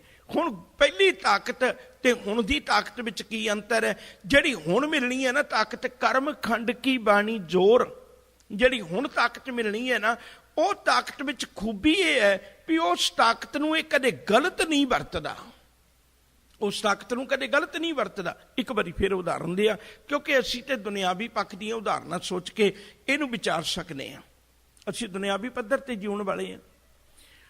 ਤੁਸੀਂ ਕਦੇ ਦੇਖਿਓ ਇੱਕ ਚੋਰ ਦੇ ਹੱਥ ਵਿੱਚ ਵੀ, ਇੱਕ ਡਾਕੂ ਦੇ ਹੱਥ ਵਿੱਚ ਵੀ ਇੱਕ ਚਾਕੂ ਜਾਂ ਤਿੱਖਾ ਹਥਿਆਰ ਹੈ, ਪਰ ਇੱਕ ਸਰਕਾਰ ਦੇ ਕੋਲ ਵੀ ਹੈ। ਇੱਕ ਬੇਈਮਾਨ ਬੰਦੇ ਕੋਲ ਵੀ ਹਥਿਆਰ ਹੈ, ਪਰ ਇੱਕ ਪੁਲਿਸ ਵਾਲੇ ਕੋਲ ਵੀ ਹਥਿਆਰ ਹੈ। ਦੋਨਾਂ ਵਿੱਚ ਅੰਤਰ ਬਹੁਤ ਹੈ, ਕਿਉਂਕਿ ਜਿਹੜਾ ਪੁਲਿਸ ਵਾਲੇ ਕੋਲ ਹਥਿਆਰ ਹੈ, ਜਿਹੜਾ ਕਿਸੇ ਡਾਕਟਰ ਕੋਲ ਹਥਿਆਰ ਹੈ, ਉਹਦੇ ਪਿੱਛੇ ਉਹਨੂੰ ਪਹਿਲਾਂ ਸਿਖਲਾਈ ਦਿੱਤੀ ਗਈ ਹੈ, ਉਹਨੂੰ ਤਾਂ ਤਾਕਤ ਦਿੱਤੀ ਗਈ ਵੀ ਤੂੰ ਹੁਣ ਲੋਕਾਂ ਦੇ ਸਰੀਰ ਨੂੰ ਪਾੜ ਸਕਦਾ, ਤੈਨੂੰ ਤਾਕਤ ਹੈ, ਤੂੰ ਹੁਣ ਗੋਲੀ ਚਲਾ ਸਕਦਾ। ਤੇਰੀ ਹੁਣ ਦੀ ਗੋਲੀ ਚਲਾਈ ਹੋਈ ਵੀ ਇੱਕ ਕਾਨੂੰਨ ਦੇ ਦਾਇਰੇ ਵਿੱਚ ਜੁਰਮ ਨਹੀਂ ਬਣੇਗੀ, ਬਲਕਿ ਚੰਗਾ ਕੰਮ ਬਣ ਜਾਏਗੀ। ਤੂੰ ਗੋਲੀ ਚਲਾ ਸਕਦਾ, ਕਿਉਂ? ਕਿਉਂਕਿ ਉਹਨੂੰ ਪਹਿਲਾਂ ਤਾਕਤ ਸਮਝਾਈ ਹੈ, ਮੁੜ ਕੇ ਉਹਨੂੰ ਤਾਕਤ ਦਿੱਤੀ ਹੈ। ਸਾਹਿਬ ਆਖਦੇ ਨੇ, ਕਹਿੰਦੇ ਇਸੇ ਤਰ੍ਹਾਂ ਭਲਿਆ ਪੁਰਖਾ ਇੱਕ ਗੱਲ ਚੇਤਾ ਰੱਖੀ, ਰੱਬ ਨੇ ਪਹਿਲੀ ਤਾਕਤ ਖਤਮ ਕੀਤੀ ਜਿਹੜੀ ਹਉਮੈ ਪੈਦਾ ਕਰਦੀ ਸੀ। ਹੁਣ ਜਿਹੜੀ ਤਾਕਤ ਮਿਲੀ ਹੈ, ਹੁਣ ਇਹ ਤਾਕਤ ਰੱਬ ਵੱਲੋਂ ਮਿਲਣ ਲੱਗੀ, ਪਰਮੇਸ਼ਰ ਵੱਲੋਂ ਮਿਲਣ ਲੱਗੀ ਹੈ। ਹੁਣ ਇਹ ਤਾਕਤ ਨਾਲ ਲੋਕਾਂ ਦੇ ਘਰ ਨਹੀਂ ਉਜਾੜੇਗਾ, ਹੁਣ ਇਹ ਤਾਕਤ ਨਾਲ ਕਿਸੇ ਦੀ ਜ਼ਿੰਦਗੀ ਬਰਬਾਦ ਨਹੀਂ ਕਰੇਗਾ, ਹੁਣ ਇਹ ਤਾਕਤ ਨਾਲ ਕਦੇ ਰੱਬ ਦਾ ਸ਼ਰੀਕ ਨਹੀਂ ਬਣੇਗਾ, ਹੁਣ ਇਹ ਤਾਕਤ ਨਾਲ ਕਦੇ ਪਾਪ ਨਹੀਂ ਕਰੇਗਾ, ਹੁਣ ਇਹ ਤਾਕਤ ਨਾਲ ਆਪਣੀ ਜ਼ਿੰਦਗੀ ਨਹੀਂ ਉਜਾੜੇਗਾ, ਹੁਣ ਇਹ ਤਾਕਤ ਨਾਲ ਦੁਨੀਆ ਦੇ ਭਲੇ ਦਾ ਕੰਮ ਕਰੇਗਾ। ਪਹਿਲਾਂ ਤਾਕਤ ਦਾ ਪਤਾ ਨਹੀਂ ਸੀ ਵਰਤਣੀ ਕਿਵੇਂ ਹੈ। ਹੁਣ ਮਾਲਕ ਨੇ ਕਿਰਪਾ ਕੀਤੀ, ਕਹਿਣ ਲੱਗੇ ਤਾਕਤ ਮੈਂ ਤੈਨੂੰ ਦੇਣ ਲੱਗਾ, ਪਰ ਤੈਨੂੰ ਵਰਤਣ ਦੀ ਜਾਚ ਸਿਖਾਉਣ ਲੱਗਾ। ਹੁਣ ਜਿਹੜੀ ਬਖਸ਼ਿਸ਼ ਲੈ ਕੇ ਇੱਥੇ ਤੱਕ ਪਹੁੰਚਿਆ, ਇਹ ਕਰਮ ਖੰਡ ਦੀ ਅੱਜ ਗੱਲ ਸ਼ੁਰੂ ਹੋਈ। ਸਤਿਗੁਰੂ ਨੇ ਹੁਣ ਰਹਿਮਤ ਕੀਤੀ, ਇਹਨੂੰ ਬਖਸ਼ਿਸ਼ ਦਿੱਤੀ। ਇੱਕ ਪਲ ਹੋਰ ਧਿਆਨ ਦਿਓ, ਫਿਰ ਗੱਲ ਅੱਗੇ ਤੋਰਨੇ ਆ। ਹਾਲੇ ਵੀ ਤੁਸੀਂ ਬਹੁਤ ਧਿਆਨ ਦੇ ਕੇ ਦੇਖੋ, ਜਿਹੜਾ ਬੰਦਾ ਹਾਲੇ ਵੀ ਆਪਣੀ ਤਾਕਤ ਦਾ ਪ੍ਰਗਟਾਵਾ ਕਰਦਾ ਹੈ, ਭਾਵੇਂ ਉਹ ਧਾਰਮਿਕ ਦੁਨੀਆ 'ਚ ਹੀ ਰਹਿ ਕੇ ਕਰਦਾ ਹੈ, ਤੇ ਗੱਲ ਨੂੰ ਖਿਮਾ ਕਰਿਓ ਜੇ, ਉਹ ਬੰਦਾ ਕਦੇ ਰੱਬ ਦੀ ਬਖਸ਼ਿਸ਼ ਨੂੰ ਆਪਣੇ ਜੀਵਨ ਅੰਦਰ ਬਖਸ਼ਿਸ਼ ਦੇ ਖੰਡ ਵਿੱਚ, ਕਰਮ ਖੰਡ ਵਿੱਚ ਨਹੀਂ ਜਾ ਸਕਦਾ। ਰੱਬ ਨੇ ਕੁਝ ਦਾਤ ਦਿੱਤੀ, ਇਹ ਰੱਬ ਦੀ ਦਾਤ ਲੈ ਕੇ ਰੱਬ ਦਾ ਸ਼ਰੀਕ ਬਣ ਕੇ ਬੈਠ ਗਿਆ, ਇਹ ਆਪਣਾ ਹੀ ਨਾਮ ਜਪਾਉਣ ਲੱਗ ਪਿਆ। ਜਿਹਦੇ ਅੰਦਰ ਗੁਰੂ ਦੀ ਕਿਰਪਾ ਹੋ ਜਾਏ, ਬਖਸ਼ਿਸ਼ ਹੋ ਜਾਏ, ਉਹ ਬੇਨਤੀ ਕਰਦਾ, ਕਹਿਣ ਲੱਗਿਆ ਮਾਲਕਾ ਇੱਕ ਰਹਿਮਤ ਕਰੀ, ਮੈਂ ਜ਼ਿੰਦਗੀ ਦੇ ਕਿਸੇ ਮੋੜ ਉੱਤੇ ਵੀ ਜਾਵਾਂ, ਪਰ ਮੈਂ ਰਵਾਂ ਤੇਰਾ, ਮੈਂ ਤੇਰੇ ਚਰਨਾਂ ਵਿੱਚ ਜੁੜ ਕੇ ਆਪਣੀ ਜ਼ਿੰਦਗੀ ਗੁਜ਼ਾਰਨਾ ਚਾਹੁੰਦਾ, ਕਦੇ ਤੇਰੇ ਤੋਂ ਵੱਖਰਾ ਨਹੀਂ ਹੋਣਾ ਚਾਹੁੰਦਾ। ਜਿਹੜੀ ਦੁਨਿਆਵੀ ਤਾਕਤ ਹੈ, ਸ਼ੋਭਾ ਹੈ, ਵਡਿਆਈ ਹੈ, ਇਹ ਮਨੁੱਖ ਨੂੰ ਕੁਰਾਹੇ ਪਾ ਦਿੰਦੀ ਹੈ, ਪਰ ਜਦੋਂ ਕਿਤੇ ਮਾਲਕ ਦੀ ਕਿਰਪਾ ਹੋ ਜਾਏ, ਰਹਿਮਤ ਹੋ ਜਾਏ, ਤੇ ਇਹ ਦਾਤ ਇਹਨੂੰ ਪ੍ਰਾਪਤ ਹੋ ਜਾਏ, ਹੁਣ ਜਿਹੜਾ ਜ਼ੋਰ ਮਿਲਣਾ ਨਾ, ਇਹਨੇ ਨੂੰ ਕੁਰਾਹੇ ਨਹੀਂ ਪਾਉਣਾ। ਇਹ ਸੁੱਚੀ ਦਾਤ ਹੈ, ਇਹ ਪਵਿੱਤਰ ਦਾਤ ਹੈ, ਇਹ ਨਿਰਮਲ ਦਾਤ ਹੈ। ਇਹ ਗੱਲ ਹੋਰ ਸਮਝਿਓ ਜੇ, ਇਉਂ ਸਮਝ ਲਈਏ ਸੌਖਾ ਜਿਹਾ, ਦੋ ਸ਼ਬਦ ਨੇ, ਇੱਕ ਪਾਲਣਾ ਤੇ ਇੱਕ ਸੰਭਾਲਣਾ। ਪਾਲ ਕਈ ਵਾਰੀ ਖਿਡਾਵੇ ਵੀ ਦਿੰਦੀ ਹੈ, ਪਾਲਣ ਲਈ ਅਨੇਕਾਂ ਲੋਕਾਂ ਨੇ ਰੱਖੇ ਹੁੰਦੇ ਨੇ ਨੌਕਰ। ਅੱਜ ਕਰੈਚ ਆ ਗਏ ਨੇ ਬਦਲ ਕੇ ਸ਼ਬਦ, ਤੇ ਉਹਨਾਂ ਵਿੱਚ ਪਾਲ ਕੋਈ ਵੀ ਸਕਦਾ ਹੈ, ਪਰ ਚੇਤਾ ਰੱਖਿਓ ਸੰਭਾਲ ਕੋਈ ਨਹੀਂ ਸਕਦਾ। ਸੰਭਾਲ ਨਹੀਂ ਕੋਈ ਸਕਦਾ, ਪਾਲ ਕੋਈ ਵੀ ਸਕਦਾ ਹੈ। ਪਾਲਣਾ ਔਖਾ ਨਹੀਂ ਹੈ, ਸੰਭਾਲਣਾ ਔਖਾ ਹੈ। ਮਾਂ ਜਿਹੜੀ ਹੈ ਨਾ, ਉਹ ਕੱਲਾ ਪਾਲਦੀ ਨਹੀਂ ਹੈ, ਨਾਲ ਸੰਭਾਲਦੀ ਵੀ ਹੈ। ਮਾਂ ਸੰਭਾਲਦੀ ਵੀ ਹੈ। ਇਸੇ ਤਰ੍ਹਾਂ ਸਤਿਗੁਰੂ ਕਿਰਪਾ ਕਰ ਰਹੇ ਨੇ, ਕਹਿਣ ਲੱਗੇ ਜਿਹੜਾ ਪਰਮੇਸ਼ਰ ਹੈ ਨਾ, ਉਹ ਆਪਣੇ ਪਿਆਰਿਆਂ ਨੂੰ ਕੇਵਲ ਪਾਲਦਾ ਹੀ ਨਹੀਂ, ਪਾਲਦਾ ਤੇ ਬਾਕੀ ਅਕਿਰਤ ਕਣਾਂ ਨੂੰ ਵੀ ਹੈ। ਜਿਹੜੇ ਰੱਬ ਦਾ ਕਦੇ ਸ਼ੁਕਰ ਨਹੀਂ ਕਰਦੇ, ਰੋਟੀ ਤੇ ਉਹਨਾਂ ਨੂੰ ਵੀ ਮਿਲ ਰਹੀ ਹੈ। ਇੱਕ ਛੋਟੀ ਜਿਹਾ ਆਸਾ ਕੀ ਵਾਰ ਦਾ ਬੋਲ ਕਹਿ ਦਿਆਂ, ਗੱਲ ਸਪਸ਼ਟ ਹੋ ਜਾਏਗੀ। ਦਾਸ ਨੇ ਕਈ ਵਾਰੀ ਬੇਨਤੀ ਕੀਤੀ ਹੈ, ਇੱਕ ਖੇਤ ਵਿੱਚ ਦੋ ਖੜੇ ਤਿਲਾਂ ਦੇ ਬੂਟੇ ਆਪਸ ਵਿੱਚ ਗੱਲਾਂ ਕਰਦੇ ਨੇ, ਸਮਝਣ ਲਈ ਹੈ। ਇੱਕ ਤਿਲਾਂ ਦਾ ਬੂਟਾ ਕਹਿਣ ਲੱਗਿਆ ਵੀ ਸਜਣਾ, ਤੂੰ ਮੇਰੇ ਵਾਂਗੂ ਐਸ਼ ਕਿਉਂ ਨਹੀਂ ਕਰਦਾ? ਮੈਂ ਦੇਖਾ ਐਸ਼ ਕਰਦਾ, ਮੈਨੂੰ ਕੋਈ ਪਾਬੰਦੀ ਨਹੀਂ ਹੈ। ਦੂਜਾ ਕਹਿਣ ਲੱਗਿਆ ਵੀ ਜਿਹੜੀ ਗੱਲ ਤੂੰ ਸਵਾਲ ਕੀਤਾ ਹੈ ਨਾ, ਇਹਦਾ ਜਵਾਬ ਮੈਂ ਤੈਨੂੰ ਅੱਜ ਨਹੀਂ ਦੇ ਸਕਦਾ, ਵਕਤ ਨਾਲ ਦੇਵਾਂਗਾ, ਅੱਜ ਨਹੀਂ ਦੇ ਸਕਦਾ। ਉਹਨੇ ਆਖਿਆ ਚਲੋ ਜਦੋਂ ਤੇਰਾ ਜੀ ਕਰੇ ਜਵਾਬ ਤੂੰ ਉਦੋਂ ਦੇ ਦੀ, ਪਰ ਮੈਂ ਤੈਨੂੰ ਆਪਣੀ ਗੱਲ ਦੱਸ ਦਿੰਦਾ, ਤੂੰ ਕਦੇ ਮੇਰੇ ਵੱਲ ਝਾਤ ਮਾਰ। ਹਵਾ ਦਾ ਝੌਂਕਾ ਆਉਂਦਾ, ਉਹ ਤੈਨੂੰ ਵੀ ਲੱਗਦਾ ਮੈਨੂੰ ਵੀ ਲੱਗਦਾ, ਕੋਈ ਅੰਤਰ ਹੈ? ਜਦੋਂ ਮਾਲਕ ਪਾਣੀ ਦਿੰਦਾ ਖੇਤ ਨੂੰ, ਉਦੋਂ ਤੈਨੂੰ ਵੀ ਪਾਣੀ ਦਿੰਦਾ ਮੈਨੂੰ ਵੀ ਪਾਣੀ ਦਿੰਦਾ, ਕੋਈ ਅੰਤਰ ਹੈ? ਜਦੋਂ ਮਾਲਕ ਖਾਦ ਪਾ ਕੇ ਜਾਂਦਾ, ਕਮਲਿਆ ਤੈਨੂੰ ਵੀ ਖਾਦ ਪਾ ਕੇ ਜਾਂਦਾ ਮੈਨੂੰ ਵੀ ਖਾਦ ਪਾ ਕੇ ਜਾਂਦਾ, ਅੰਤਰ ਕੀ ਹੈ? ਤੇਰੇ ਮਨ ਚ ਐਵੇਂ ਭੁਲੇਖਾ ਬਣਿਆ। ਤੇ ਜਦੋਂ ਕਦੇ ਉਹ ਰਾਖੀ ਦੇਖਣ ਆਉਂਦਾ ਤੇ ਜੇ ਵਾੜ ਕਰਦਾ ਤਾਂ ਤੈਨੂੰ ਵੀ ਵਾੜ ਕਰਦਾ ਮੈਨੂੰ ਵੀ ਵਾੜ ਕਰਦਾ। ਜਦੋਂ ਕਦੇ ਵੇਖਣ ਆਉਂਦਾ, ਵੇਖ ਕੇ ਤੈਨੂੰ ਵੀ ਖੁਸ਼ ਹੁੰਦਾ ਮੈਨੂੰ ਵੀ ਖੁਸ਼ ਹੁੰਦਾ, ਅੰਤਰ ਕੀ ਹੈ? ਉਹਨੇ ਆਖਿਆ ਮੈਂ ਤੈਨੂੰ ਫੇਰ ਕਹਿਣਾ ਵੀ ਕਦੇ ਅੱਜ ਨਹੀਂ, ਕਦੇ ਵਕਤ ਮਿਲਿਆ ਤੇ ਜਵਾਬ ਦਿਆਂਗਾ, ਅੱਜ ਮੇਰੇ ਕੋਲੇ ਦਾ ਜਵਾਬ ਨਹੀਂ ਹੈ। ਅਕਸਰ ਤੁਸੀਂ ਦੇਖੋਗੇ ਜਿਹੜੇ ਲੋਕ ਪੱਬਾਂ ਕਲੱਬਾਂ ਵਿੱਚ ਜਾਂ ਬਾਹਰਲੀ ਦੁਨੀਆ ਵਿੱਚ ਬੇਅੰਤ ਤਰ੍ਹਾਂ ਦੇ ਵਿਕਾਰ ਕਮਾਉਂਦੇ ਨੇ, ਕਈ ਵਾਰੀ ਸਾਨੂੰ ਪ੍ਰਤੀਤ ਹੁੰਦਾ ਸ਼ਾਇਦ ਉਹ ਬਹੁਤੇ ਚੰਗੇ ਨੇ, ਪਰ ਇੱਥੇ ਆ ਕੇ ਹੁਣ ਫੈਸਲਾ ਹੋਣਾ ਹੈ। ਜਦੋਂ ਉਹ ਤਿਲਾਂ ਦੇ ਬੂਟੇ ਜਵਾਨ ਹੋ ਗਏ, ਉਹਨਾਂ ਨੇ ਪੱਕ ਗਏ, ਤੇ ਅੱਜ ਮਾਲਕ ਨੇ ਬਚਨ ਕੀਤਾ, ਕਹਿਣ ਲੱਗੇ ਭਲਿਓ ਤਿਲਾਂ ਦੇ ਬੂਟੇ ਵੱਢ ਲੈ ਚੱਲੀਏ। ਤੇ ਹੁਣ ਜਿਹੜੇ ਲੋਕ ਤਿਲ ਵੱਢਣ ਆਏ ਸਨ ਉਹਨਾਂ ਨੂੰ ਉਹਨਾਂ ਨੇ ਕਿਹਾ, ਕਹਿਣ ਲੱਗੇ ਇਹਨਾਂ ਤਿਲਾਂ ਦੇ ਬੂਟਿਆਂ ਨੂੰ ਸੰਭਾਲ ਕੇ ਮੇਰੇ ਘਰ ਲੈ ਜਾਇਓ, ਜਿਹੜੇ ਇਹ ਖਲੋਤੇ ਨੇ ਇਹਨਾਂ ਨੂੰ ਖਲੋਤੇ ਰਹਿਣ ਦਿਓ, ਇਹਨਾਂ ਦਾ ਮੇਰੇ ਨਾਲ ਕੋਈ ਸੰਬੰਧ ਨਹੀਂ ਹੈ। ਬਸ ਯਕੀਨ ਕਰਕੇ ਜਾਣਿਓ, ਜਿਹੜੇ ਅੱਜ ਜ਼ਿੰਦਗੀ ਦੇ ਅੰਦਰ ਇੱਕ ਬੂਟਾ ਉਹ ਹੈ ਜਿਹਦੇ ਅੰਦਰ ਕਾਲਖ ਭਰੀ ਹੋਈ ਹੈ, ਇੱਕ ਬੂਟਾ ਉਹ ਹੈ ਜਿਹਦੇ ਅੰਦਰ ਤਿਲ ਭਰੇ ਹੋਏ ਨੇ। ਜਿਹੜਾ ਤਿਲਾਂ ਵਾਲਾ ਬੂਟਾ ਹੈ ਉਹ ਚੰਗੀ ਤਰ੍ਹਾਂ ਝੂਮਦਾ ਵੀ ਨਹੀਂ ਸੀ, ਕਿਤੇ ਮੇਰੇ ਕੋਲੋਂ ਤਿਲ ਨਾ ਖਿਲਰ ਜਾਣ। ਜਿਹੜਾ ਕਾਲਖ ਵਾਲਾ ਬੂਟਾ ਸੀ ਉਹਨੂੰ ਤੇ ਪਰਵਾਹ ਹੀ ਕੋਈ ਨਹੀਂ, ਉਹ ਤੇ ਜਿੰਨਾ ਮਰਜ਼ੀ ਝੂਲਦਾ ਰਹੇ, ਉਹਨੂੰ ਕਿਸ ਗੱਲ ਦੀ ਮੁਸ਼ਕਲ ਹੈ। ਹੋਇਆ ਕਿ ਜਿਹੜਾ ਅੱਜ ਤਿਲਾਂ ਵਾਲਾ ਬੂਟਾ ਸੀ ਉਹ ਤੇ ਆਪਣੇ ਮਾਲਕ ਦੇ ਘਰ ਚਲਾ ਗਿਆ, ਤੇ ਜਿਹੜਾ ਬਾਕੀ ਬੂਟਾ ਸੀ ਉਹ ਖਲੋਤੇ ਦਾ ਖਲੋਤਾ ਰਹਿ ਗਿਆ। ਬਸ ਇੱਥੇ ਜਾ ਕੇ ਇੱਕ ਫੈਸਲਾ ਹੋਣਾ ਹੈ। ਹਜ਼ੂਰ ਆਖਦੇ ਨੇ, ਕਹਿਣ ਲੱਗੇ ਭਲਿਆ ਪੁਰਖਾ, ਜਿਨ੍ਹਾਂ ਉੱਤੇ ਰੱਬ ਦੀ ਬਖਸ਼ਿਸ਼ ਹੋਗੀ, ਉਹ ਰੱਬ ਉਹਨਾਂ ਨੂੰ ਪਾਲਦਾ ਹੀ ਨਹੀਂ, ਪਾਲਦਾ ਤੇ ਉਹਨਾਂ ਤਿਲਾਂ ਦੇ ਬੂਟਿਆਂ ਨੂੰ ਵੀ ਹੈ ਜਿਨ੍ਹਾਂ ਵਿੱਚ ਕਾਲਖ ਹੈ, ਪਾਲਦਾ ਤੇ ਰੱਬ ਉਹਨਾਂ ਨੂੰ ਵੀ ਹੈ। ਅਕਿਰਤ ਘਰਾਂ ਨੂੰ ਵੀ ਪਾਲਦਾ, ਜਿਨ੍ਹਾਂ ਪਾਪੀਆਂ ਨੇ ਕਦੇ ਰੱਬ ਦਾ ਸ਼ੁਕਰ ਹੀ ਨਹੀਂ ਕੀਤਾ, ਜਿਨ੍ਹਾਂ ਨੇ ਕਦੇ ਘਰ ਦਾ, ਬਾਰ ਦਾ, ਸਿਹਤ ਦਾ, ਧਨ ਦੌਲਤ ਦਾ, ਕਿਸੇ ਵੀ ਕਿਸਮ ਦਾ ਸ਼ੁਕਰ ਨਹੀਂ ਕੀਤਾ। ਬਲਕਿ ਮੈਂ ਬੇਨਤੀ ਕਰਾਂ, ਧਾਰਮਿਕ ਦੁਨੀਆ ਨਾਲ ਸੰਬੰਧ ਹੀ ਕੋਈ ਨਹੀਂ ਜਿਨ੍ਹਾਂ ਦਾ, ਪਾਲਦਾ ਤੇ ਰੱਬ ਉਹਨਾਂ ਨੂੰ ਵੀ, ਉਹਨਾਂ ਨੂੰ ਭੁੱਖੇ ਨਹੀਂ ਮਰਨ ਦਿੰਦਾ। ਜੇ ਰੱਬ ਇਵੇਂ ਈਰਖਾਵਾਦੀ ਹੋਵੇ, ਨਿਰਵੈਰ ਸ਼ਬਦ ਉਹਦੇ ਨਾਲ ਤਾਂ ਹੀ ਜੁੜਿਆ ਹੋਇਆ ਨਾ। ਜਿਹੜੇ ਰੱਬ ਨੂੰ ਨਹੀਂ ਮੰਨਦੇ ਉਹ ਇੱਕ ਪਲ ਹਵਾ ਬੰਦ ਕਰ ਲਏ, ਸਾਰੇ ਲੋਕ ਧਰਮੀ ਬਣਨ ਲਈ ਤਿਆਰ ਹੋ ਜਾਣਗੇ, ਪਰ ਉਹ ਫਿਰ ਨਿਰਵੈਰ ਨਹੀਂ ਹੋ ਸਕਦਾ। ਉਹ ਵੈਰ ਕਰੇਗਾ ਵੀ ਜਿਹੜੇ ਉਹਦੇ ਨਾਮ ਨਹੀਂ ਜਪਦੇ, ਦਾ ਮਤਲਬ ਉਹਨਾਂ ਨਾਲ ਰੱਬ ਵੈਰ ਕਰਦਾ, ਉਹਨਾਂ ਨੂੰ ਸਾਹ ਨਹੀਂ ਲੈਣ ਦੇਣਾ ਚਾਹੁੰਦਾ, ਉਹ ਨਿਰਵੈਰ ਹੈ। ਉਹ ਕਹਿੰਦਾ ਨਹੀਂ ਸਜਣਾ ਮਰਜ਼ੀ ਤੇਰੀ ਹੈ, ਮੈਂ ਤੈਨੂੰ ਖੁੱਲੀ ਛੁੱਟੀ ਛੱਡਦਾ। ਪਰ ਇਹ ਗੱਲ ਚੇਤਾ ਰੱਖੀ, ਜਦੋਂ ਹੁਣ ਕਰਮ ਖੰਡ ਵਿੱਚ ਪਹੁੰਚ ਗਿਆ ਨਾ, ਤੇ ਹੁਣ ਰੱਬ ਦੀ ਬਖਸ਼ਿਸ਼ ਹੋ ਗਈ। ਹੁਣ ਜਦੋਂ ਬਖਸ਼ਿਸ਼ ਹੋਈ, ਇਸ ਬਖਸ਼ਿਸ਼ ਦੇ ਨਾਲ ਹੰਕਾਰ ਨਹੀਂ ਹੈ। ਹੁਣ ਇਸ ਬਖਸ਼ਿਸ਼ ਦੇ ਨਾਲ ਹੰਕਾਰ ਨਹੀਂ ਹੈ। ਇੱਕ ਉਦਾਹਰਨ ਹੋਰ ਦੇ, ਸਫ਼ਰ ਹਮੇਸ਼ਾ ਦੋ ਤਰ੍ਹਾਂ ਦਾ ਹੁੰਦਾ ਹੈ। ਇੱਕ ਸਫ਼ਰ ਹੁੰਦਾ ਹੈ ਜਿਹੜਾ ਅਸੀਂ ਘਰ ਤੋਂ ਤੁਰ ਕੇ ਕਿਸੇ ਸਟੇਸ਼ਨ ਤੇ ਜਾਣਾ ਹੈ, ਜਾਂ ਏਅਰਪੋਰਟ ਤੇ ਜਾਣਾ ਹੈ, ਜਾਂ ਬੱਸ ਸਟੈਂਡ ਤੇ ਜਾਣਾ ਹੈ, ਇੱਕ ਸਫ਼ਰ ਇਹ ਹੈ। ਹੋਣਾ ਇਹ ਵੀ ਬਖਸ਼ਿਸ਼ ਨਾਲ ਹੀ ਹੈ, ਹੋਣਾ ਇਹ ਵੀ ਬਖਸ਼ਿਸ਼ ਨਾਲ ਹੀ ਹੈ। ਪਰ ਫਿਰ ਵੀ ਬੰਦਾ ਕਹਿ ਸਕਦਾ ਹੈ ਵੀ ਏਅਰਪੋਰਟ ਤੱਕ ਮੈਂ ਆਪ ਪਹੁੰਚਿਆ, ਸਟੇਸ਼ਨ ਤੱਕ ਮੈਂ ਆਪ ਪਹੁੰਚਿਆ, ਇਹਨੂੰ ਪ੍ਰਤੀਤ ਹੁੰਦਾ ਹੈ। ਉਸ ਤੋਂ ਅੱਗੇ ਜਿਹੜਾ ਸਫ਼ਰ ਹੈ ਨਾ, ਉਹਦੇ ਵਿੱਚ ਇਹਦਾ ਕੋਈ ਜ਼ੋਰ ਨਹੀਂ। ਹੁਣ ਤੇ ਉਹਨਾਂ ਨੇ ਬਿਠਾ ਕੇ ਲੈ ਕੇ ਜਾਣਾ ਹੈ, ਹੁਣ ਉਹਨਾਂ ਦੀ ਜ਼ਿੰਮੇਵਾਰੀ ਹੈ ਕਿੱਥੇ ਜਾਂਦਾ ਹੈ, ਕਿੱਥੇ ਉਤਾਰਨਾ ਹੈ, ਕੀ ਕੁਝ ਖਾਣ ਨੂੰ ਦੇਣਾ ਹੈ, ਕੀ ਕੁਝ ਇਹਦੇ ਪੀਣ ਨੂੰ ਦੇਣਾ ਹੈ। ਹੁਣ ਇਹਦੀ ਜ਼ਿੰਮੇਵਾਰੀ ਉਹਨਾਂ ਦੀ ਹੈ, ਹੁਣ ਇਹਨੂੰ ਕੋਈ ਫਿਕਰ ਨਹੀਂ। ਹੁਣ ਤੱਕ ਜੀਵ ਜਿਹੜਾ ਸੀ ਨਾ, ਉਹ ਸੱਚ ਤੋਂ ਸਚਿਆਰ ਤੱਕ ਸਫ਼ਰ ਕਰਕੇ ਆਇਆ ਹੈ, ਤੇ ਅੱਜ ਉਹ ਸਚਿਆਰ ਬਣ ਕੇ ਗੁਰੂ ਦੀ ਬਖਸ਼ਿਸ਼ ਦਾ ਪਾਤਰ ਬਣ ਗਿਆ। ਹੁਣ ਉਹ ਘੜਿਆ ਗਿਆ, ਹੁਣ ਉਹ ਬਖਸ਼ਿਸ਼ ਦਾ ਪਾਤਰ ਬਣ ਗਿਆ। ਹੁਣ ਤੋਂ ਬਾਅਦ ਜ਼ਿੰਮੇਵਾਰੀ ਜਿਹੜੀ ਆ ਨਾ, ਉਹ ਰੱਬ ਦੀ ਆ। ਹੁਣ ਇਹਦੀ ਕੋਈ ਜ਼ਿੰਮੇਵਾਰੀ ਨਹੀਂ। ਹੁਣ ਤੇ ਰੱਬ ਦੇ ਪਿਆਰਿਆਂ ਦਾ ਬਚਨ ਪੜ੍ਹਦੇ ਹੋ, ਹਰ ਜੁਗ ਜੁਗ ਭਗਤੋ ਪਾਇਆ, ਪੈਜ ਰੱਖਦਾ ਆਇਆ ਰਾਮ ਰਾਜੇ, ਹਰਨਾਕਸ਼ ਦੁਸ਼ਟ ਹਰ ਮਾਰਿਆ, ਪ੍ਰਹਿਲਾਦ ਤਰਾਇਆ। ਅਹੰਕਾਰੀਆਂ ਨਿੰਦਕਾ ਪਿੱਠ ਦੇ, ਨਾਮ ਦਿਓ ਮੁਖ ਲਾਇਆ, ਜਨ ਨਾਨਕ ਐਸਾ ਹਰ ਸੇਵਿਆ, ਅੰਤ ਲੈ ਛਡਾਇਆ। ਮੈਂ ਤੇ ਇਹੋ ਜਿਹੇ ਰੱਬ ਦੀ ਇਬਾਦਤ ਕਰਨਾ। ਸਾਹਿਬ ਆਖਦੇ ਨੇ, ਕਹਿਣ ਲੱਗੇ ਜਿਹੜਾ ਹੁਣ ਸਫ਼ਰ ਹੈ ਨਾ, ਉਹ ਰੱਬ ਦੀ ਜ਼ਿੰਮੇਵਾਰੀ, ਆਪਣੀ ਜ਼ਿੰਮੇਵਾਰੀ ਕੋਈ ਨਹੀਂ। ਤੁਸੀਂ ਬੱਸ 'ਚ ਬੈਠ ਕੇ ਕਾਹਦਾ ਜ਼ੋਰ ਲਾਓਗੇ, ਤੁਸੀਂ ਜਹਾਜ਼ ਵਿੱਚ ਬੈਠ ਕੇ ਕਾਹਦਾ ਜ਼ੋਰ ਲਾਓਗੇ। ਜਦੋਂ ਇੱਥੇ ਪਹੁੰਚ ਗਿਆ, ਉਸ ਦਿਨ ਪਤਾ ਲੱਗਿਆ, ਉਹ ਮੂਰਖ ਮਨਾ, ਤੂੰ ਕਾਹਦਾ ਮਾਣ ਕਰਦਾ ਸੀ, ਤੂੰ ਕਾਹਦਾ ਹੰਕਾਰ ਕਰਦਾ ਸੀ। ਪਤਾ ਲੱਗਿਆ ਇਹ ਤੇ ਸਾਰੀਆਂ ਦਾਤਾਂ ਰੱਬ ਦੀਆਂ। ਇੱਥੇ ਪਹੁੰਚ ਕੇ ਜੀ ਵੀ ਅਰਦਾਸ ਕਰਦਾ, ਨਾ ਹਮ ਕੀਆ ਨਹਿ ਕਰਾਂਗੇ, ਨਾ ਕਰ ਸਕੇ ਸਰੀਰ, ਕਿਆ ਜਾਨੋ ਕਿਆ ਹਰ ਕੀਆ, ਭਇਓ ਕਬੀਰ ਕਬੀਰ।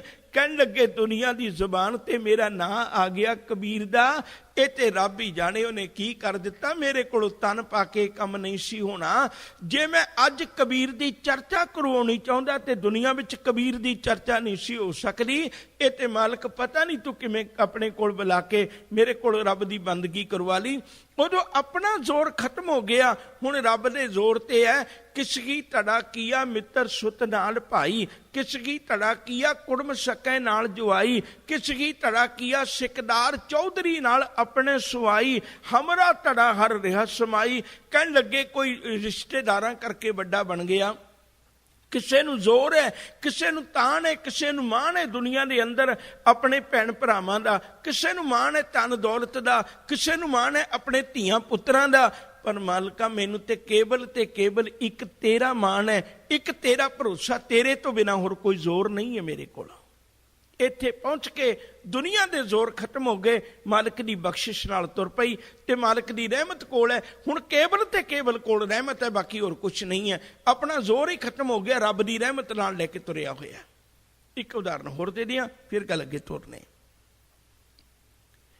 ਤੁਸੀਂ ਆਮ ਕਰਕੇ ਵੇਖੋ, ਮੇਰੀ ਤਮੰਨਾ ਹੈ ਵੀ ਇਹ ਖੰਡ ਔਖਾ ਹੈ ਥੋੜਾ ਜਿਹਾ, ਪਰ ਮੈਂ ਕੋਸ਼ਿਸ਼ ਕਰ ਰਿਹਾ ਵੀ ਜੇ ਸੌਖਾ ਕਰਕੇ ਮੈਂ ਕੋਸ਼ਿਸ਼ ਕਰ ਰਿਹਾ, ਸ਼ਾਇਦ ਆਪਾਂ ਸਮਝਣ ਵਿੱਚ ਕਾਰਗਰ ਸਿੱਧ ਹੋ ਜਾਈਏ। ਇੱਕ ਚੁੰਬਕ ਪਈ ਹੋਵੇ, ਮੈਗਨੇਟ ਪਈ ਹੋਵੇ,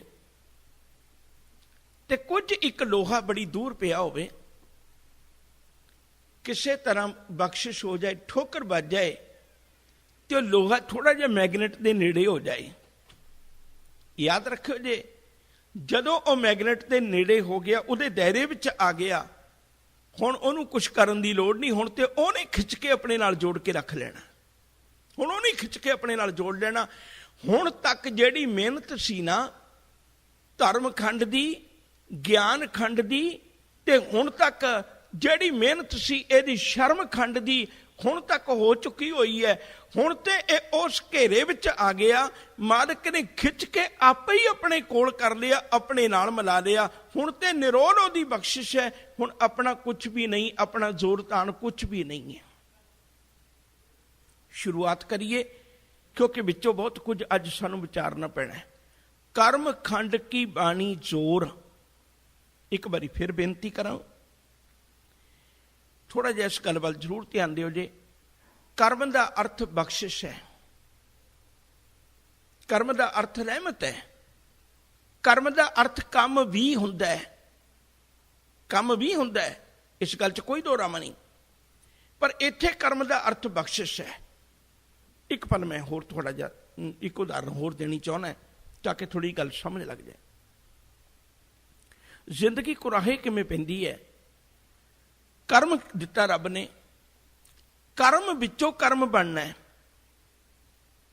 ਕਰਮ ਨਹੀਂ ਬਦਲ ਕੇ ਕਰਮ ਬਣਨਾ ਹੈ। ਜੇ ਤੇ ਕਰਮ ਮਿਲਿਆ, ਕੰਮ ਮਿਲਿਆ ਵੀ ਤੂੰ ਕੋਈ ਕੰਮ ਕਰ, ਤੇ ਉਹ ਕਿੰਨੀ ਕੁ ਨੇਕ ਨੀਅਤ ਨਾਲ ਕੀਤਾ। ਜੇ ਤੇ ਨੇਕ ਨੀਅਤ ਨਾਲ ਕੀਤਾ ਤਾਂ ਚੇਤਾ ਰੱਖਿਓ ਜੋ ਉਹਦੇ ਵਿੱਚੋਂ ਰੱਬ ਦੀ ਬਖਸ਼ਿਸ਼ ਬਣ ਜਾਣੀ ਹੈ। ਜੇ ਨੇਕ ਨੀਅਤ ਨਾਲ ਨਾ ਕੀਤਾ ਕੰਮ, ਭਾਵੇਂ ਉਦਾਂ ਹੀ ਪਵਿੱਤਰ ਹੋਵੇ, ਉਹਨੇ ਕੰਮ ਨੇ ਕੱਲਾ ਕੰਮ ਰਹਿ ਜਾਣਾ, ਉਹਨੇ ਦੂਜਾ ਰੂਪ ਬਖਸ਼ਿਸ਼ ਨਹੀਂ ਬਣਨਾ। ਇੱਕ ਵਾਰੀ ਫਿਰ ਸਮਝਿਓ ਗੱਲ ਨੂੰ। ਸਾਹਿਬ ਆਖਦੇ ਨੇ, ਕਹਿੰਦੇ ਕਿ ਦੇਖੋ ਨਿਭਣਾ ਕਿੰਨਾ ਚੰਗਾ ਹੈ, ਨਿਉਣਾ ਕਿੰਨਾ ਚੰਗਾ ਹੈ, ਮੱਥਾ ਟੇਕਣਾ ਕਿੰਨਾ ਚੰਗਾ ਹੈ। ਪਰ ਮਾਲਕ ਆਖਦੇ ਨੇ, ਕਹਿੰਦੇ ਜੇ ਨੀਅਤ ਸਾਫ਼ ਨਾ ਹੋਈ ਫਿਰ ਨਿਭਿਆ ਹੋਇਆ ਵੀ ਕਿਸੇ ਲੇਖੇ ਨਹੀਂ ਪੈਂਦਾ। ਅੰਮ੍ਰਿਤ ਬਾਣੀ ਦਾ ਬਚਨ ਪੜ੍ਹਦੇ ਹੋ ਨਾ, ਸ਼ੀਸ਼ ਨਵਾਇਆ ਕਿਆ ਥੀਐ ਜਾਂ ਹਿਰਦੇ ਕਸ਼ੁੱਧੇ ਜਾਹੇ, ਕਬੀਰ ਜਾਂਕੀ ਦਿਲ ਸਾਬਤ ਨਹੀਂ ਤਾਂ ਕੋ ਕਹਾਂ ਖੁਦਾਏ। ਵੱਖੋ ਵੱਖਰੀਆਂ ਪੰਕਤੀਆਂ ਨੇ।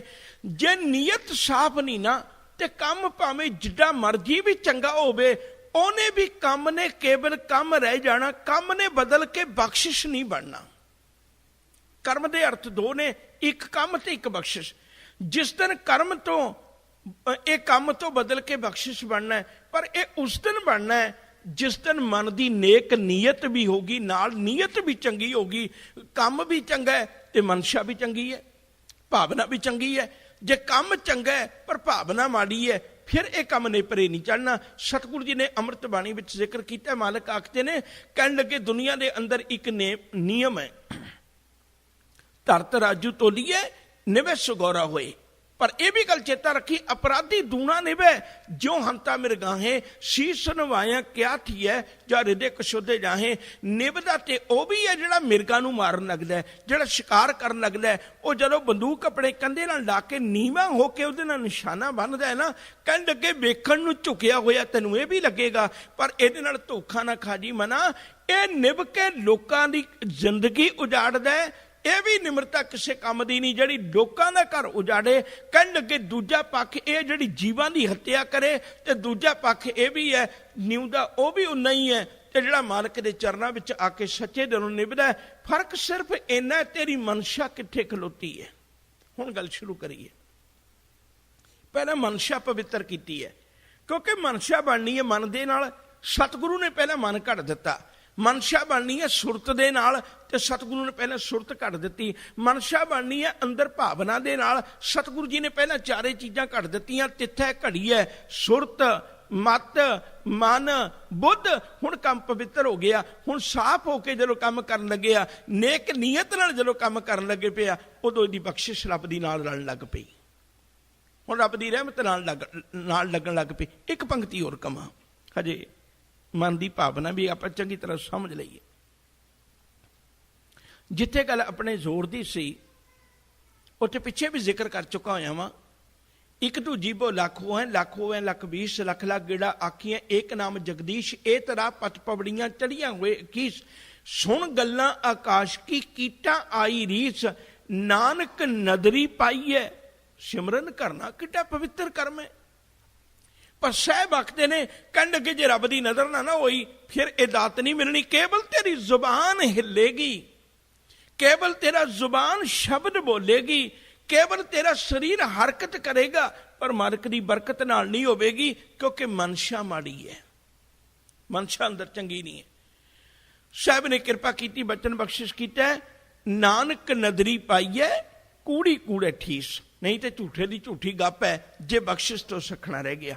कर्म खंड की बाणी जोर।